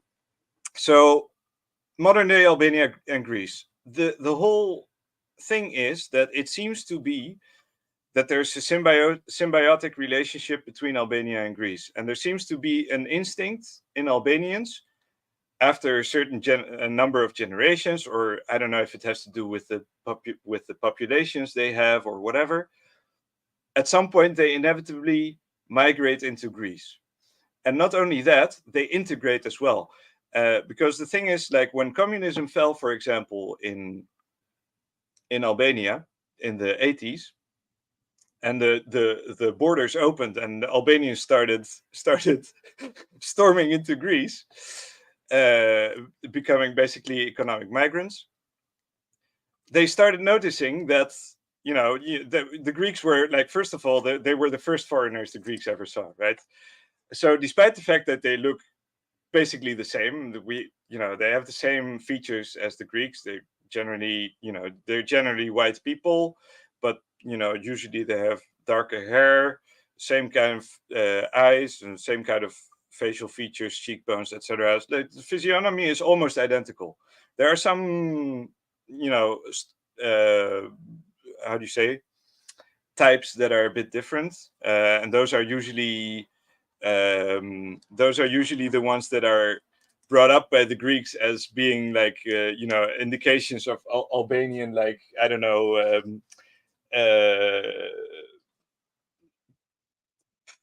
how do you say, what's the word again, natives, Albanian genetics, I guess, things like that. But that's all nonsense anyway. But when they realized that they look the same, and all they needed to do was first learn the language well, and then change their names to Greek, just translate their name, they could make a lot more money that way. So a lot of Albanians did that, and that's how it's always been since antiquity, So that's the whole migratory thing that I'm talking about, and they sometimes also go back depending on the, on their financial status or whatever. But a lot of them stay in Greece, and Greece depends on that because we replenish our populations from the Albanians. So that's the secret. But obviously you can't tell them that, because if you do, suddenly everyone will start speaking Albanian again, I think. But it's a hard situation. Sorry? It's a hard situation. Yeah, it's definitely a hard situation. But let's take Albanian history. We're almost done, by the way. I think these are the last 3 or 4 slides at most. So the start of Albanian nationalism starts in 1912, if I'm not mistaken. Albania starts vying for its own independence. There's a bunch of debates going on. It goes through its own language reform and things like that. But the funny thing is, like, in that time, still, that was before the Treaty of Versailles. Still, by the way, there were Arvanites of Greece. There were Greek Arvanite,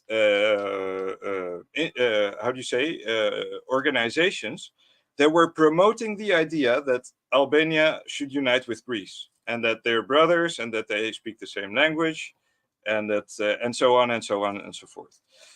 And the genetics attest to that, by the way. We'll get to that too.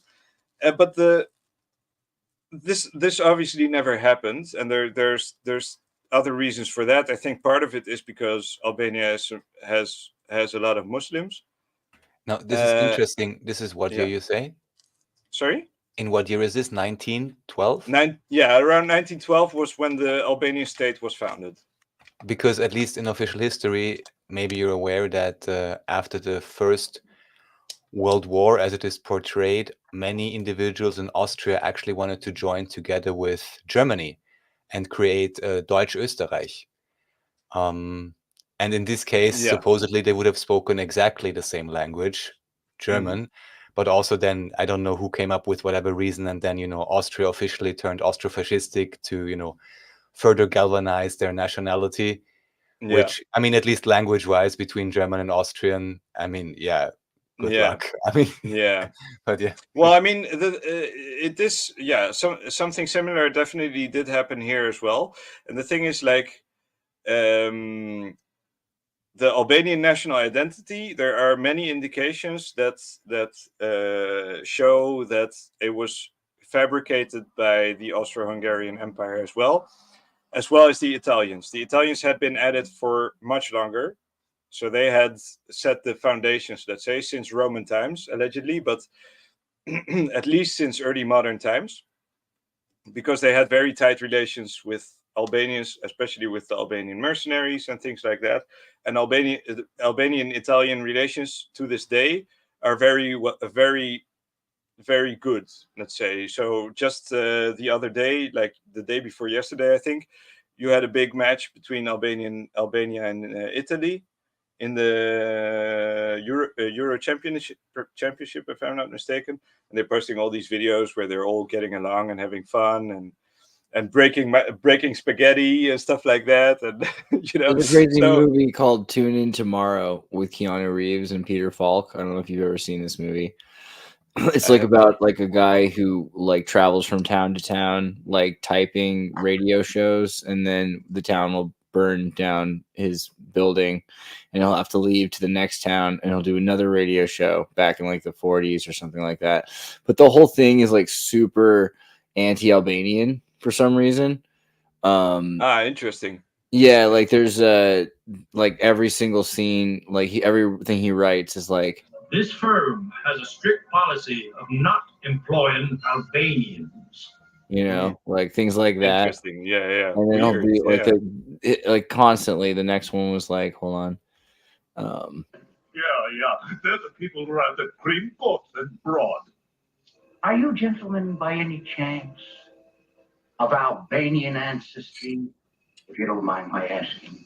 Like it's like a whole thing, like what's up with the Albanians, and like eventually he finds out like the mayor's wife's part Albanian in this town. He's like, why are you picking on the Albanians? He's like, well, why not? You got to pick on somebody. All right, interesting. Yeah. But I always wondered, like, because like that was like my first interaction with the Albanians was like, what is the deal? Well, the Greeks went through a similar thing too in America and stuff. The Greek migrants, and right, and in Australia. Yeah, and Albania. Yeah, and I mean Albanians have the same kind of reputation abroad as well. I mean, there's a lot of I think obviously they have to do stuff like like illegal stuff to survive. Obviously, there's they tend to be pretty poor. At the same time, though, they're pretty hard workers as well. And there's like kind of a dichotomy. But there's people that go abroad to study, and they send money back home and things like that. And you do notice that Albania is actually improving financially recently, because of all that effort that they have been putting into it. So it is commendable regardless.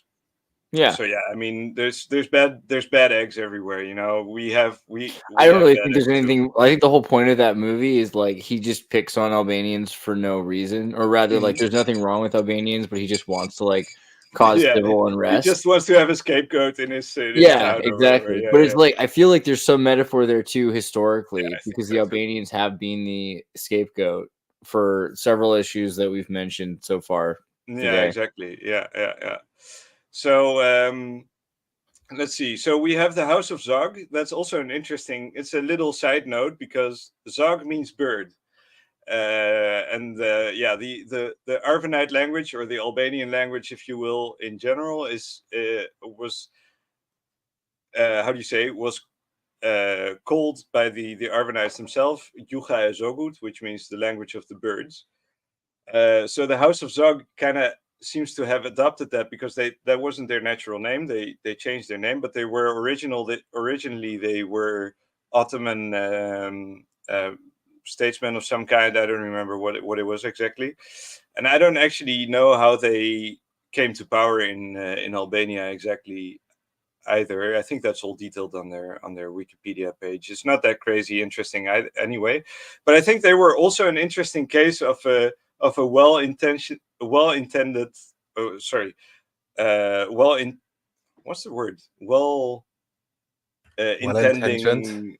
well-intentioned royal family, let's say, like King Otto of Greece, because obviously the King Zog was a bit weird, so he did how do you say, he did what do you call it, like he was a dictator, right? So he did institute like a dictatorship basically, and so he wasn't like a constitutional monarchist, let's to put it lightly.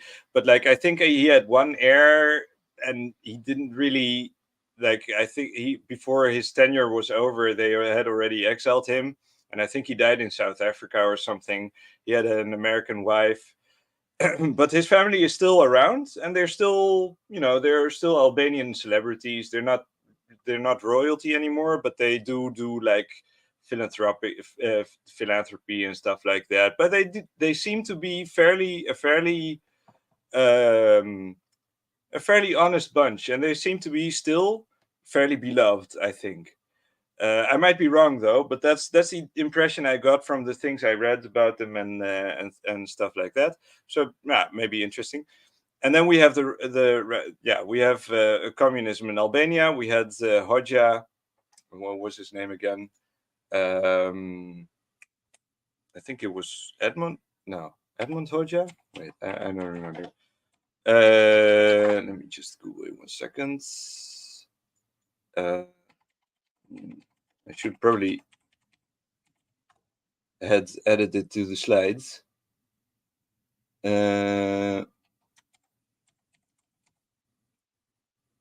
Enver Hoxha, that was the name. Yeah.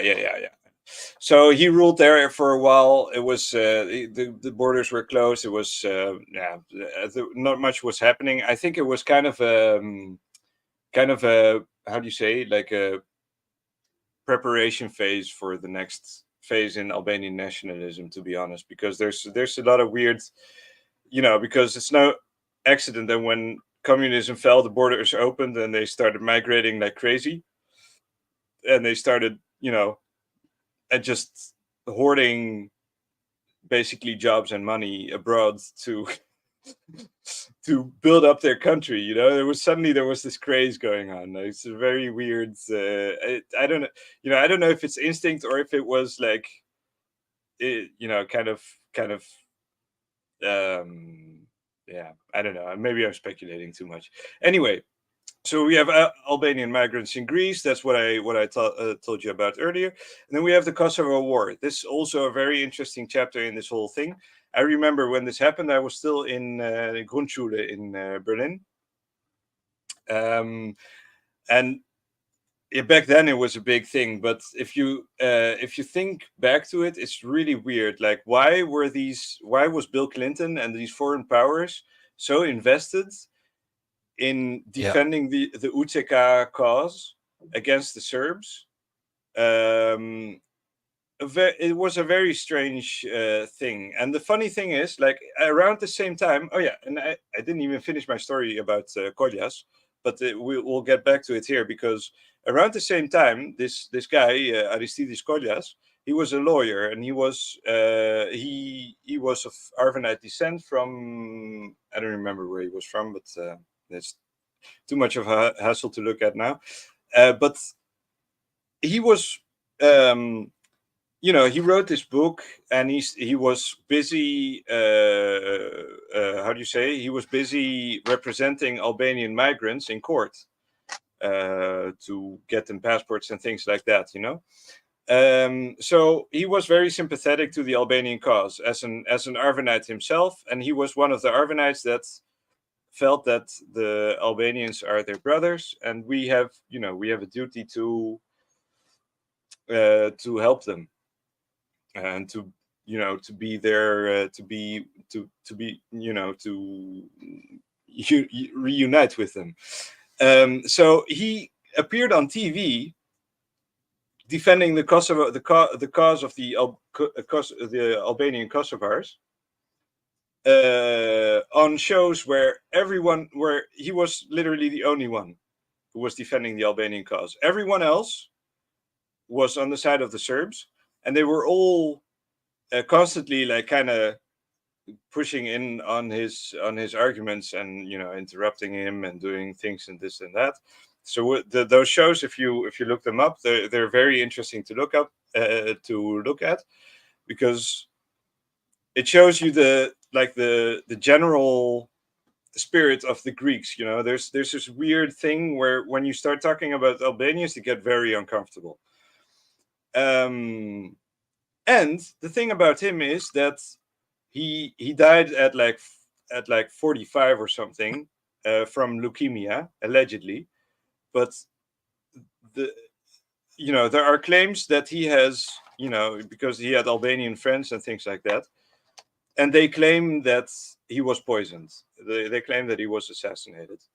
So the thing is about these subjects, they're very, very sensitive here in Greece, and I think I just saw an article today about the Greek Secret Service, being on the watch out for Albanian spies and things like that. So yeah.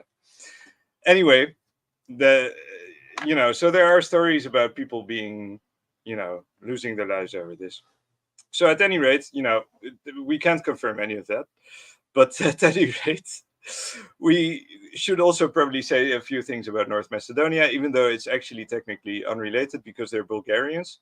Funny thing is, it seems to me that both Albanians and Greeks don't like them, except for the fact that they have an Albanian minority as well. So the Albanians are still kind of invested in Macedonia. Actually, they are invested in Macedonia because they believe that the Macedonians are Albanians, and that Alexander the Great was an Albanian as well.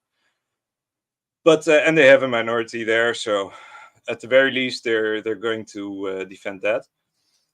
But yeah, it seems to me that that state was imposed there to create further division between in the region. Then we have Albanians and modern day Arvanites, and that's an interesting phenomenon as well, because the thing is, when the borders opened and they came into the country, everyone was surprised to find out that we were speaking the same language and that we had the same words and things like that. So even the Greek speakers found out we have words in common with the Albanians that we can't explain because they're not Greek words, right? So we have very normal words, like flower is luluthi. In Albanian, it's lulje. In ancient Greek, it's anthos. We still say anthos sometimes, but anthos just sounds kind of uppity. So usually we say luluthi. The word for a young lady is kopela. Also comes from Albanian, is kopilje. The word for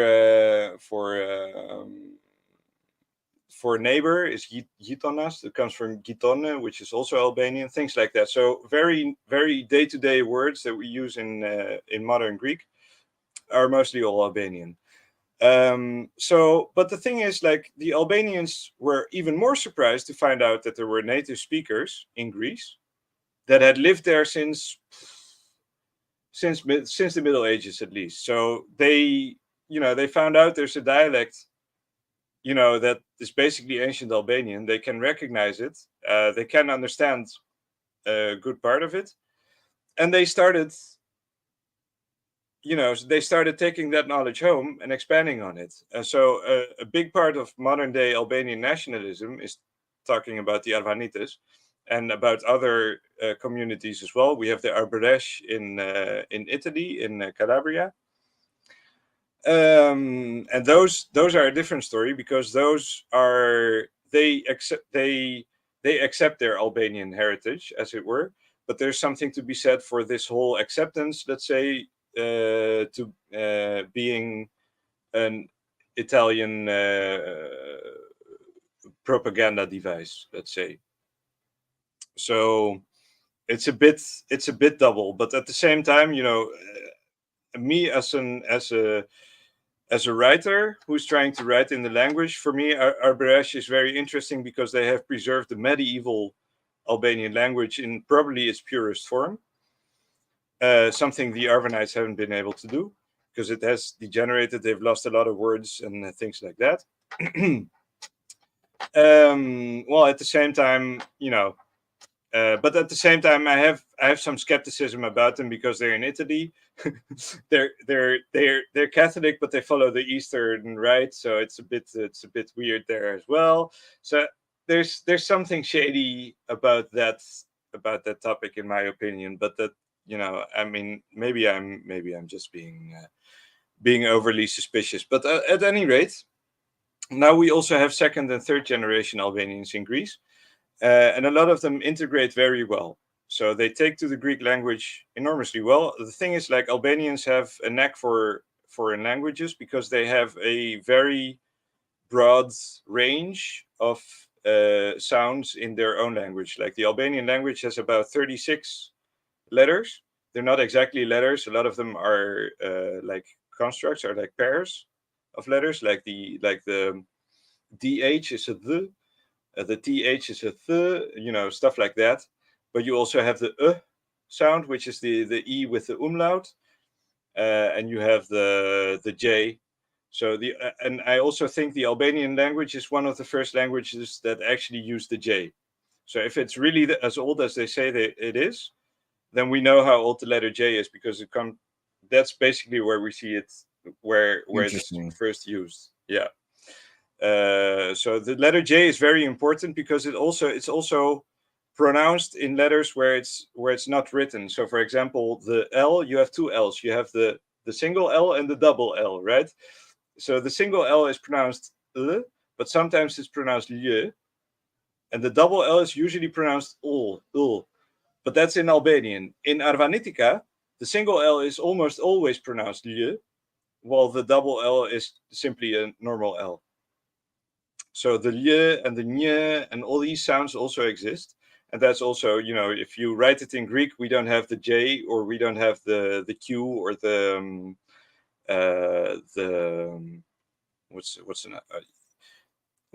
we don't have the J, so we usually write it with an I, with a iota.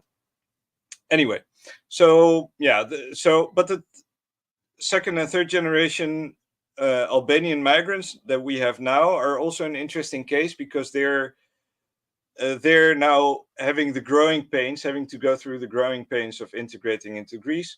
They're now fighting for they're fighting for their parents' how do you say, retirement fund. They're not being paid. They're trying to retire here in Greece, and they're not getting their retirement. Things like that. It's just ridiculous. But they're making do, and to me, like, if you see, like, those people, they're model citizens. They're perfectly Hellenized. They study hard, they work hard, they make careers. It's an interesting bunch, because they seem like they have they're trying to prove a point. You know, they're motivated to do something. So I have a you know, I have great sympathy for them. You know. So you're saying they're paying taxes, but they're not getting a retirement? Yeah. How is that even possible? It's and I mean, even on the basic great. equality or whatever level, everywhere else, people would be I'm up not in sure arms. if they're even getting passports. I think that's where it where it all starts. I don't want to say it again, but again, Greater Israel. I mean, yeah. Bro, I'm getting to it. Just give me give me half an hour or something. Just because this sounds to me so many strange parallels. This is very strange. Yeah. So because this slide is what I'm getting at, right? This is how I view this whole scenario in the context of Fomenko's new chronology. So we're literally getting at it. So the Stratioti in a different light. You know, as I pointed out earlier, we see the depiction of the Stratioti with the crescent on the flag, right? So there's some weird stuff there. The dress doesn't add up. It just, you know, the hats, there's something weird about those as well. I think that the Stratioti were the same as the Acritas or the Janissaries in the early Ottoman Empire. So my theory is that it was originally all what we now call the Ottoman Empire, or what we could call Tartaria. You know, this region is like the linchpin of where this all went down, because Constantinople is very important in this whole picture, right? I think we can agree on that. So, what I think is it was originally, you know, the original empire that was like Christo-Muslim, this original religion, and I think it was just a generic form of Gnosticism, which maybe already had a Christ figure, but probably not, because probably Christ was born in Constantinople. And I think what happened is basically his teachings, not his teachings, like his death basically, and his and the adoption of his teachings by this priesthood, and the proliferation of that knowledge, of that information, is what created a rogue state within the Ottoman Empire, which is what we now call Byzantium, which existed for like maybe 70 years, or maybe more, maybe like 200 years or something. You know, we don't know, but. And I think that's what created this whole division between the Albanians as well, because I think the Janissaries basically split. You had the Muslim Janissaries, and then you had a new class of Christian Janissaries that became the Tsolyadas that we now have, the Armatoli, let's say, and the Acritas, and they became all Hellenized, or like partially Hellenized, because they still didn't speak the language, but they became Christianized at any rate. And they were and they were tasked to protect the Byzantine Empire from the Franks and the Ottomans trying to reconquer it, basically, because they were all part of the same empire originally. I think that's what basically happened. So Rumeli and the Roman Empire is basically that. So Byzantium actually came first. The Ottomans reconquered it. And the priesthood, the Fanariotes, fled to Rumeli, but most of them fled to Rome, and they founded the Vatican. And then you had a second split in Christianity, the schism, and that's where basically, you know, things got complicated, if that makes sense. So I think I've already basically covered all of these points. I didn't even have to touch on them. Recapturing Constantinople, Acritas and Janissaries, those were the Stratioti, right? The Franks in the Fourth Crusade, okay, I covered those as well, right? So the first attempt to reconquer Constantinople came from the West. And I think there were two Islamic empires. You had Tartaria and Barbaria. So first came the Franks, who were, you know, the Moors and whatever. They tried to conquer Constantinople. They succeeded. We had the Francocratia for a while, and then they reconquered it, maybe even, and then the Ottomans retook it. So I think that's kind of what happened. But then we come to the Fanariots, and the Fanariots are, I think they are the linchpin of this whole story. So the Fanariots, my theory is that they're Hebrews.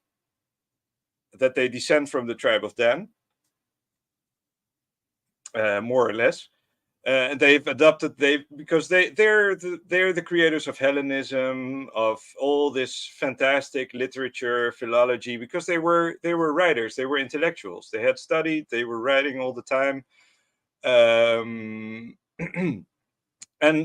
they were priests, so they had gathered all this secret knowledge from Egypt and Babylon and whatever.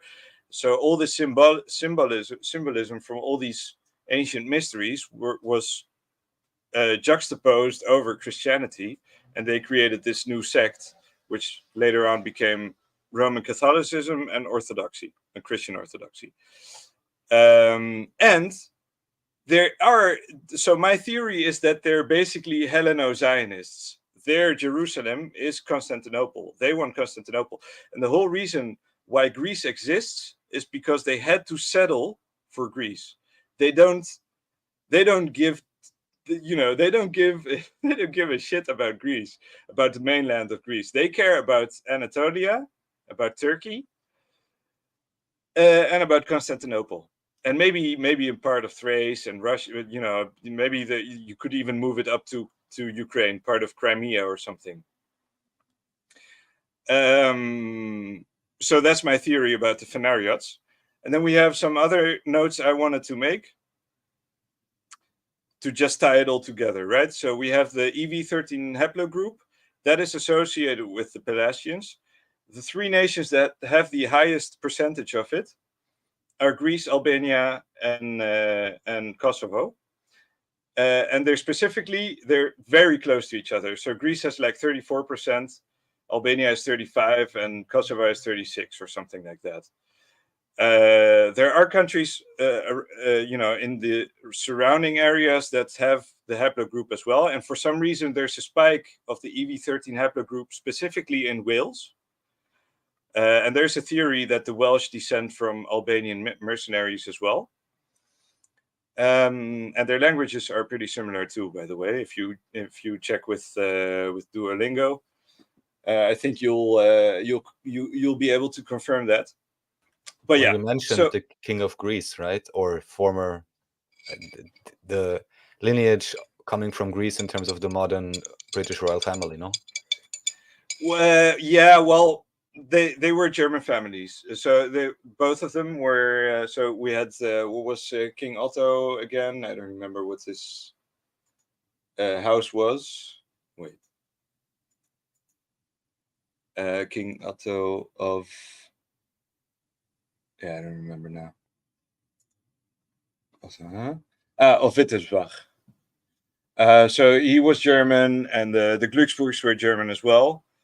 So yeah, maybe in an indirect way you could say that. But there's another thing to that that I want to get back to, and that's the whole creation myth of Britain.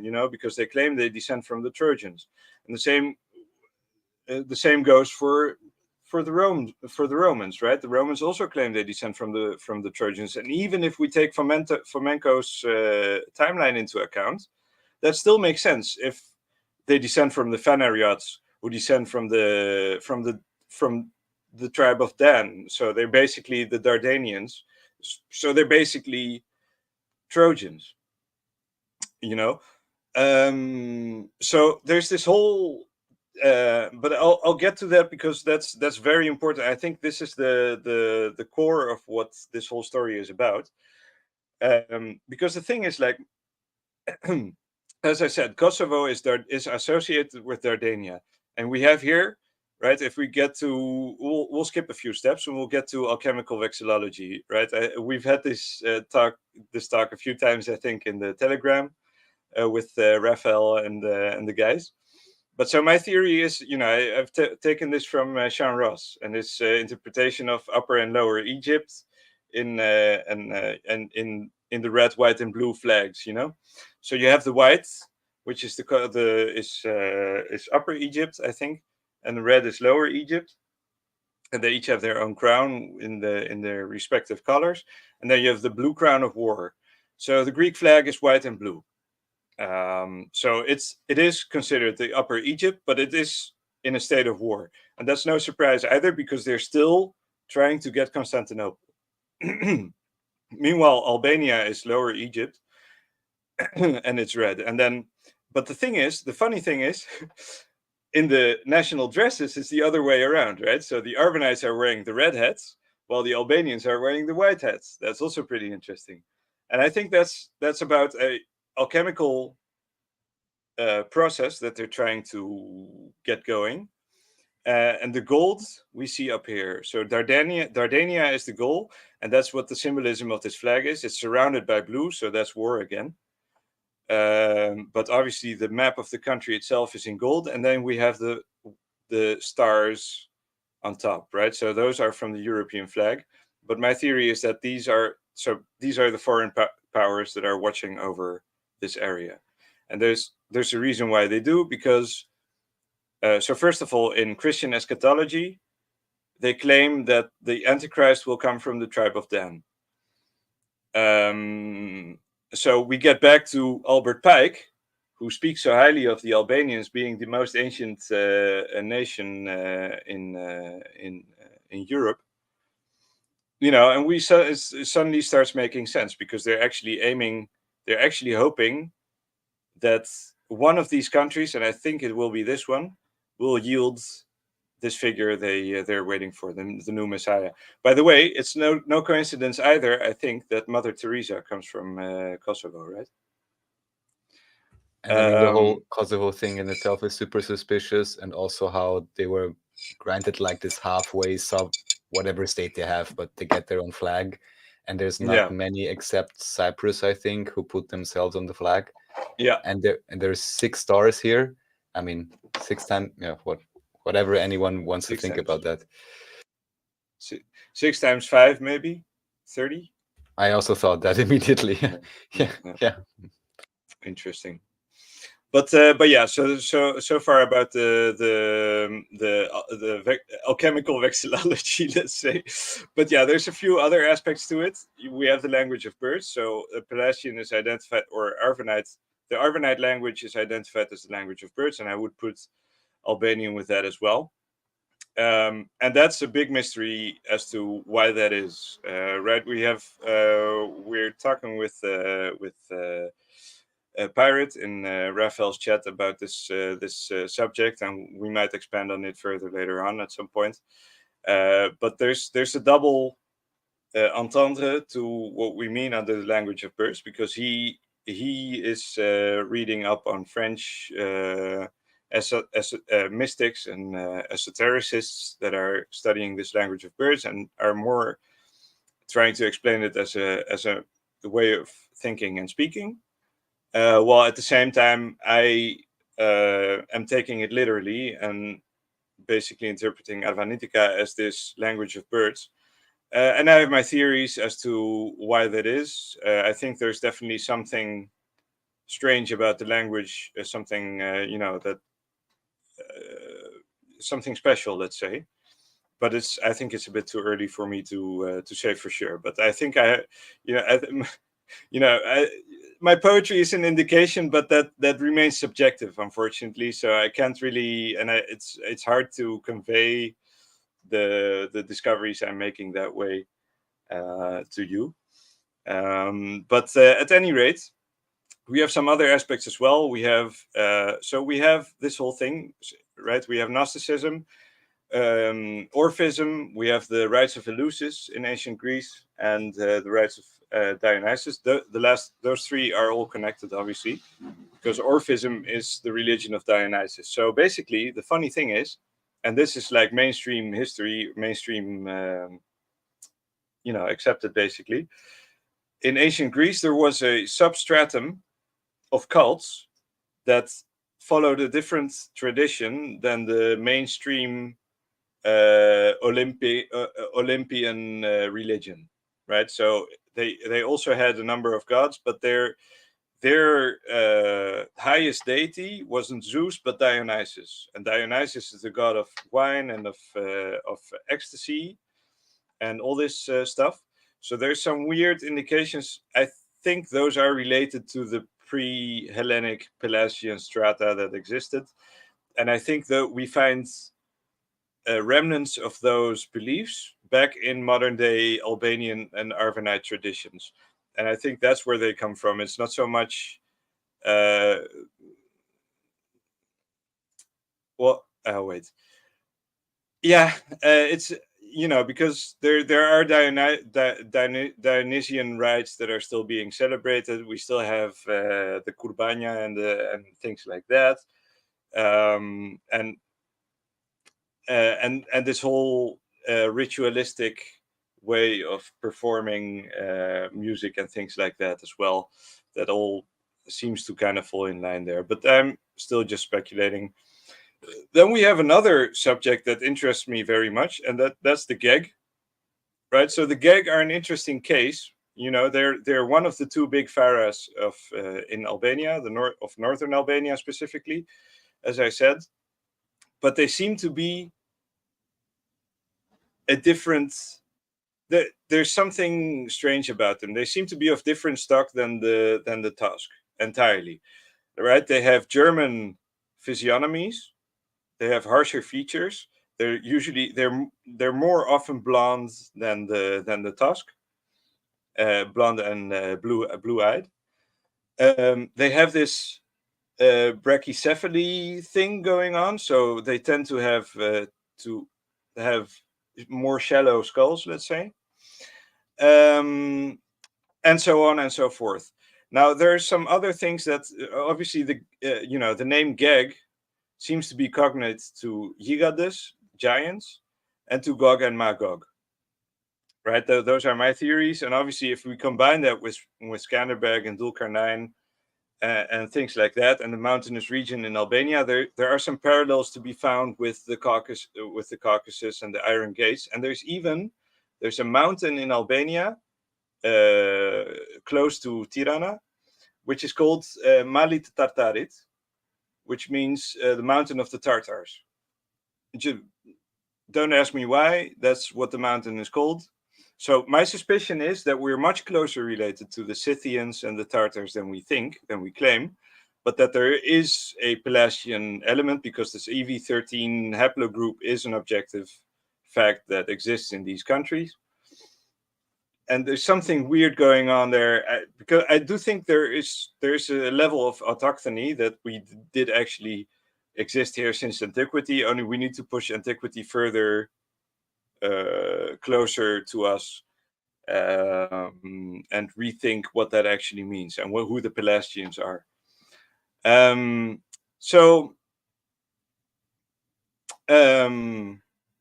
But the Geg, so the Geg are associated with the Illyrians. So there is a theory. So this Kostas Biris, for example, who wrote this magnum opus on the Arvanites, he claims that the Geg are Illyrians and the Tusk are Dorians. So the Tusk are closer related to the Greeks, while the Illyrians, the Geg, are more closely related to like the Celts and the Germans and stuff like that. And there's another thing, because like one of the famous queens of Albania, her name was Queen Teuta.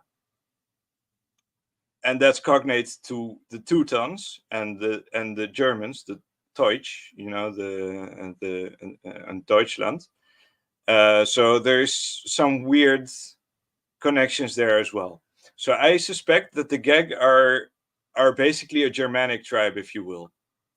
And there's some other things there as well, because for some reason the Swiss have an obsession with Albania as well. So they send their archaeologists there for whatever reason and things like that. And I think they have a thing for the Geg. I think they have a thing for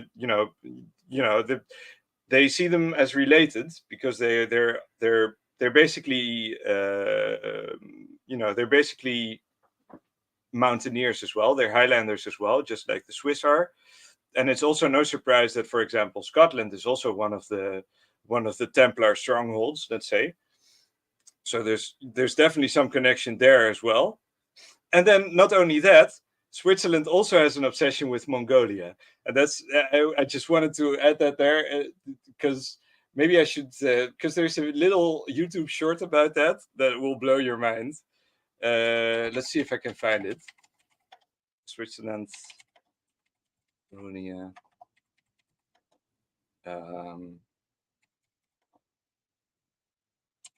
Something like that. I think it was. Where is it? I'll post it in the chat if I find it. Switzerland. All right. This is like a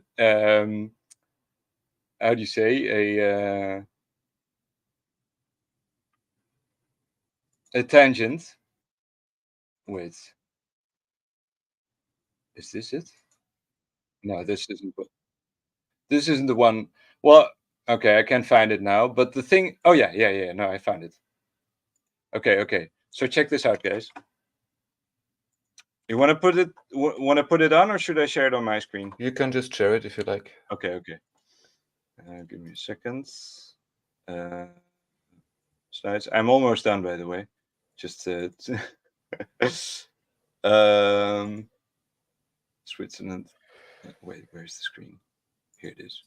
Share.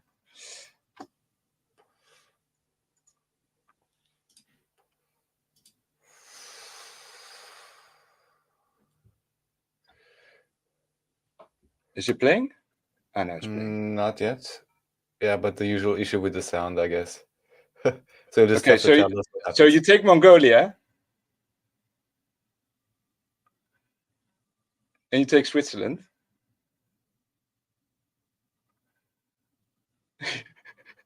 You turn it upside down.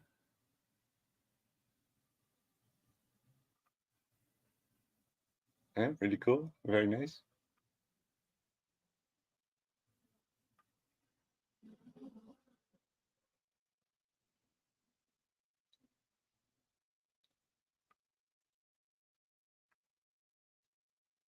Is he gonna do it? Well, come on, dude. Okay. Well, okay. He doesn't show it. There was another video that was better. Imagine what he was about to do, which was to resize him, and they are the same shape, supposedly. Exactly. They are exactly the same shape, dude. It's easy enough to verify for everyone. Yeah, that's good. Yeah. And it's the funny thing is they're on the same latitude, and you also have Edelweiss in Mongolia. Did you know that? Edelweiss, really? That's actually the Austrian supposedly national symbol. Yeah, well, it's also Swiss. Right. But I mean, it grows in the Alps, so it's and I mean, the Germans also had it. The Nazis also used the Edelweiss in their regalia and stuff like that. But so but the thing is, the Swiss and the Mongolians, they also have this brachycephaly thing, right? So there's more than just the latitude and the similar lifestyle and the climate and things like that. It's also that there seems to be an actual relation. They seem to actually be related with each other. And I think it's all connected to Gog and Magog, dude. I think I think these people, there's something about this brachycephaly thing. They have a different mindset, and they, I don't know. I don't want to speculate too much. But yeah. So back to my slides. 1 second, and I'll be almost done. There you go. Yes. So then we have another thing. We have the Jews of Thessaloniki is world famous for having been one of the hotspots, or one of the, let's say, well, yeah. I mean, they had one of the largest Jewish populations in Europe for the longest time, and a lot of them came from Spain. So a lot of them were Sephardim specifically, and I think that's also another one of those things, right? I think the Helleno-Zionists are of the Sephardim stock, while the Judeo-Zionists are of Ashkenazim stock, right? So I think it's pretty clear, and I don't think they like each other either. But I think they have the same tendencies, the same mindset, and they cause the same problems for everyone. So yeah, at any rate, whatever.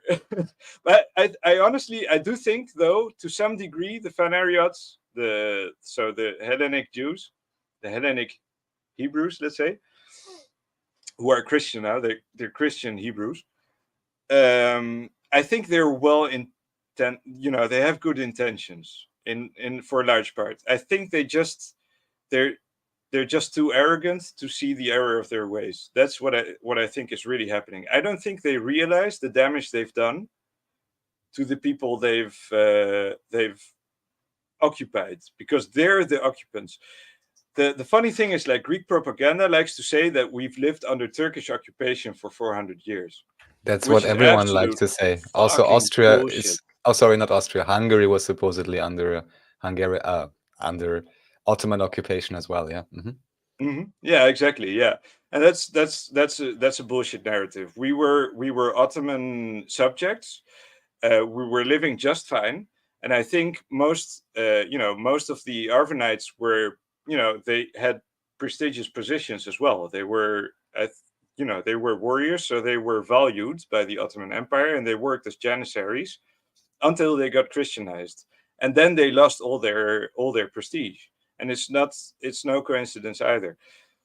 So it's pretty interesting, because that seems to indicate that maybe we have been the traitors and not the Albanians. And we like to accuse the Albanians of being Turco-Albanians and this and that.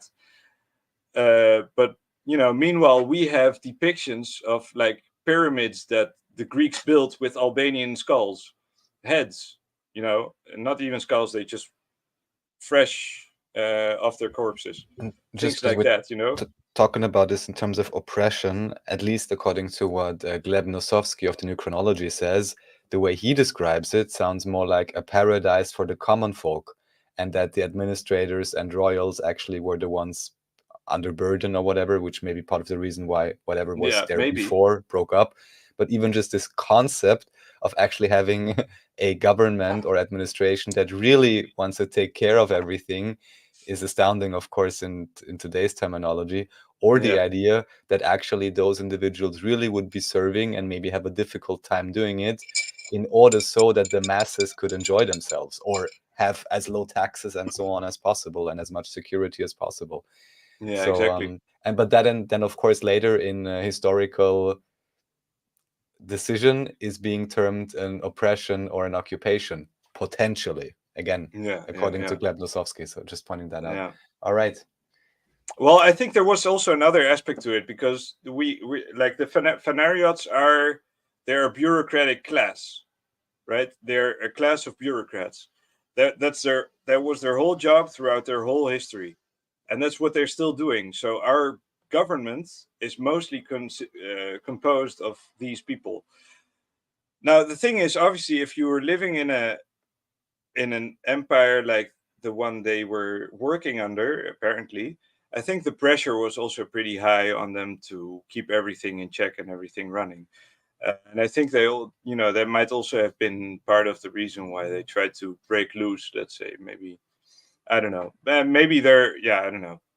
Maybe it's all somehow justifiable, but yeah, I don't know. So yeah, and the last thing I wanted to kind of touch upon, but I think I already did, was the Venetian influence. So as I said, Italy has still to this day has a great influence and is very mindful of its influence on Albania, because they want that buffer state, because they're competing with Greece for control in the Mediterranean. But at the same time, we still have our Phanariot, a lot of the Phanariot elite that we have, the oligarchs that we have, they become shipwrights, right? So one of the biggest ones we have now is Marinakis. He's the owner of the Olympiakos football club. And he has stated officially that he is of Phanariot descent. And Onassis was just like that, was the same deal, and was the other guy, Niarchos, and all these big. So the elites that we have, the oligarchs, the big kahunas, they're all the big moguls. They're all shipwrights. They all have big fleets and transport all kinds of goods, whether legal or not, across the globe, or the disc, if you prefer. So I think they are related to the Venetians as well, to some extent, if we accept that the Venetians are a continuation of the Phoenicians as well, things like that. So we can all assume that, I think. So yeah, it's all one big mess, and that's kind of where we end. I had a quote of a poem by Odysseus Elitis. He's a Greek poet that's allegedly also of Arvanite descent, and he wrote this thing where he says, well, I don't know if you want me to read the whole thing, but he basically says that my homeland is a mural with multiple successive layers, be they Frankish or Slavic, and I think he also implies that Arvanite and Turkish are part of those as well. Which, if you happen to try to either to scratch them or repair them, you will go to prison immediately. The reason why I speculate he also implies Arvanitica as part of it is because he starts with, I know this is all nothing, and that the language I speak doesn't have an alphabet. That's literally what he says. Since even the sun and the waves are a syllabic script, which you only which you can only decrypt in times of sadness and exile. And so this is all very telling. I think there's it's a very complex story, and I think a lot of Arvanites suffer from sunken cost fallacy. They've invested a lot in this country. They've fought for it. They've bled for it. They've died for it. They've come to believe in the Greek values and everything. And obviously, there is something to be said for them. Obviously, I don't want to tell people not to be Greek. I'm still Greek myself. I speak the language, but I think it would do us well to start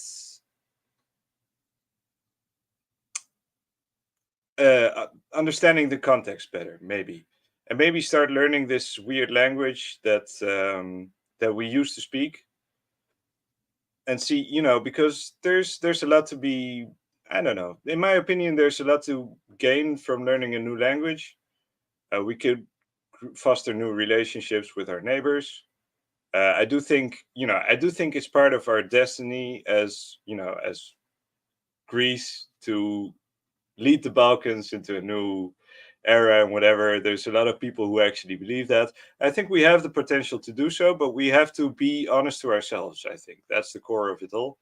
Yeah, I heard similar stories regarding Europe and, for example, the German-speaking region and so on, or even for the world, what they could do and so on. But in the end, it's probably just what you say, the ones who are honest to themselves first, they will be the ones to lead everybody else. Yeah. Well, in the land of the blind, the one-eyed is king, That's kind of how that goes. Exactly. Well, so, thank you very much for this amazing presentation. I'm not sure if Andreas maybe had to go off. I think it was amazing, really well done. You did a great job explaining everything. I also really like the design of the slides. And since I'm wholly unqualified to be go any deeper than what you've presented, I'll be looking at it more. I forwarded it to some researchers. I can send you the slideshow as well if you'd like. Oh, for sure. We can also do that. And then we'll come back another time and see what we can continue exploring further, either here or on at Nachiketa Fire's channel. To anyone who's interested, now usually on Fridays we do watch parties, but Nachiketa is streaming insanely great interviews all the time, just like Andreas is. So let me give a short promo for Andreas too. Everyone check out my favorite Italian. It's the Illuminati. Leo Zagami was interviewed I just saw again that video today. yesterday really by great. Andreas. So just to give a promo shout out to that as well. You don't currently have any website or anything, so if people want to reach out to you, they should. Well, I do. I have my blog. Can you maybe share the link, or just open it up on your browser, and we can just briefly show everybody so they know where to find stuff, and anybody who's interested, they can look it up and see more. I can do both. Let me just see. Share screen again. This time it's this one. Okay. All right. So my page is Juga. Zo goed. You can also go by .com, but it's .wordpress.com officially. I've bought the domain to make things easier.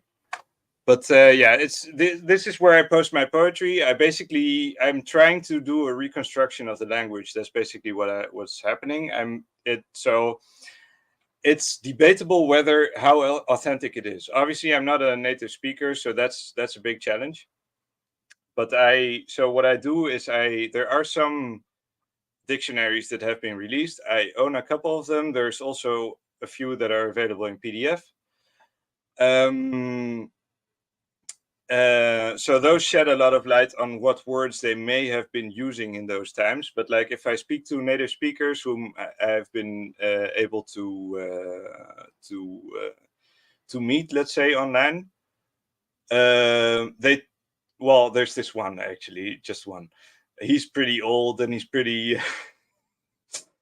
stuck in his ways, to be fair. He's a very nice guy, obviously, but in his opinion, I'm doing everything wrong. And obviously his advice is very valuable in terms of grammar and stuff. He doesn't agree with the way I spell things, but there's a logic to that. I've made a whole table. Let's go all the way down here. I made a whole table. The other question is, to what extent were these things really standardized at the time? That's the other question. They weren't. Yeah, they weren't. So, and the thing is, like, everyone wrote in whatever language or whatever writing they learned. So we have Albanian text preserved in Arabic, in Greek, and in Latin characters. Why? For some reason, it won't open now. So anyway, I've made a whole table. You'll find it on the blog with explaining how every letter is pronounced and things like that as well, how I use them. But my aim is to make things as clear as possible, to revitalize the language, to reinstate like some older words that have been lost in time and things like that. And obviously to create hopefully a beautiful work that people can refer to later on, and it might be a foundation for other writers to experiment with and to start working on as well. So obviously it's all very simple. It's mostly haikus and tankas, because I'm basically just writing sentences. I'm trying to practice the language for myself. To start somewhere, right? So yeah, exactly. So yeah, so if you're interested, you can find the link in the chat, and I'm always happy to hear your feedback. If you speak the language, even better. And hopefully I can I found a publisher, so hopefully I can publish it soon and get things going. Perfect. Well then, without further ado, I'll say thank you very much. Thanks everyone in chat. Thank you, Andreas, for hosting, and catch y'all next time. Thank you, Manifestopheles. Thank you. Bye-bye.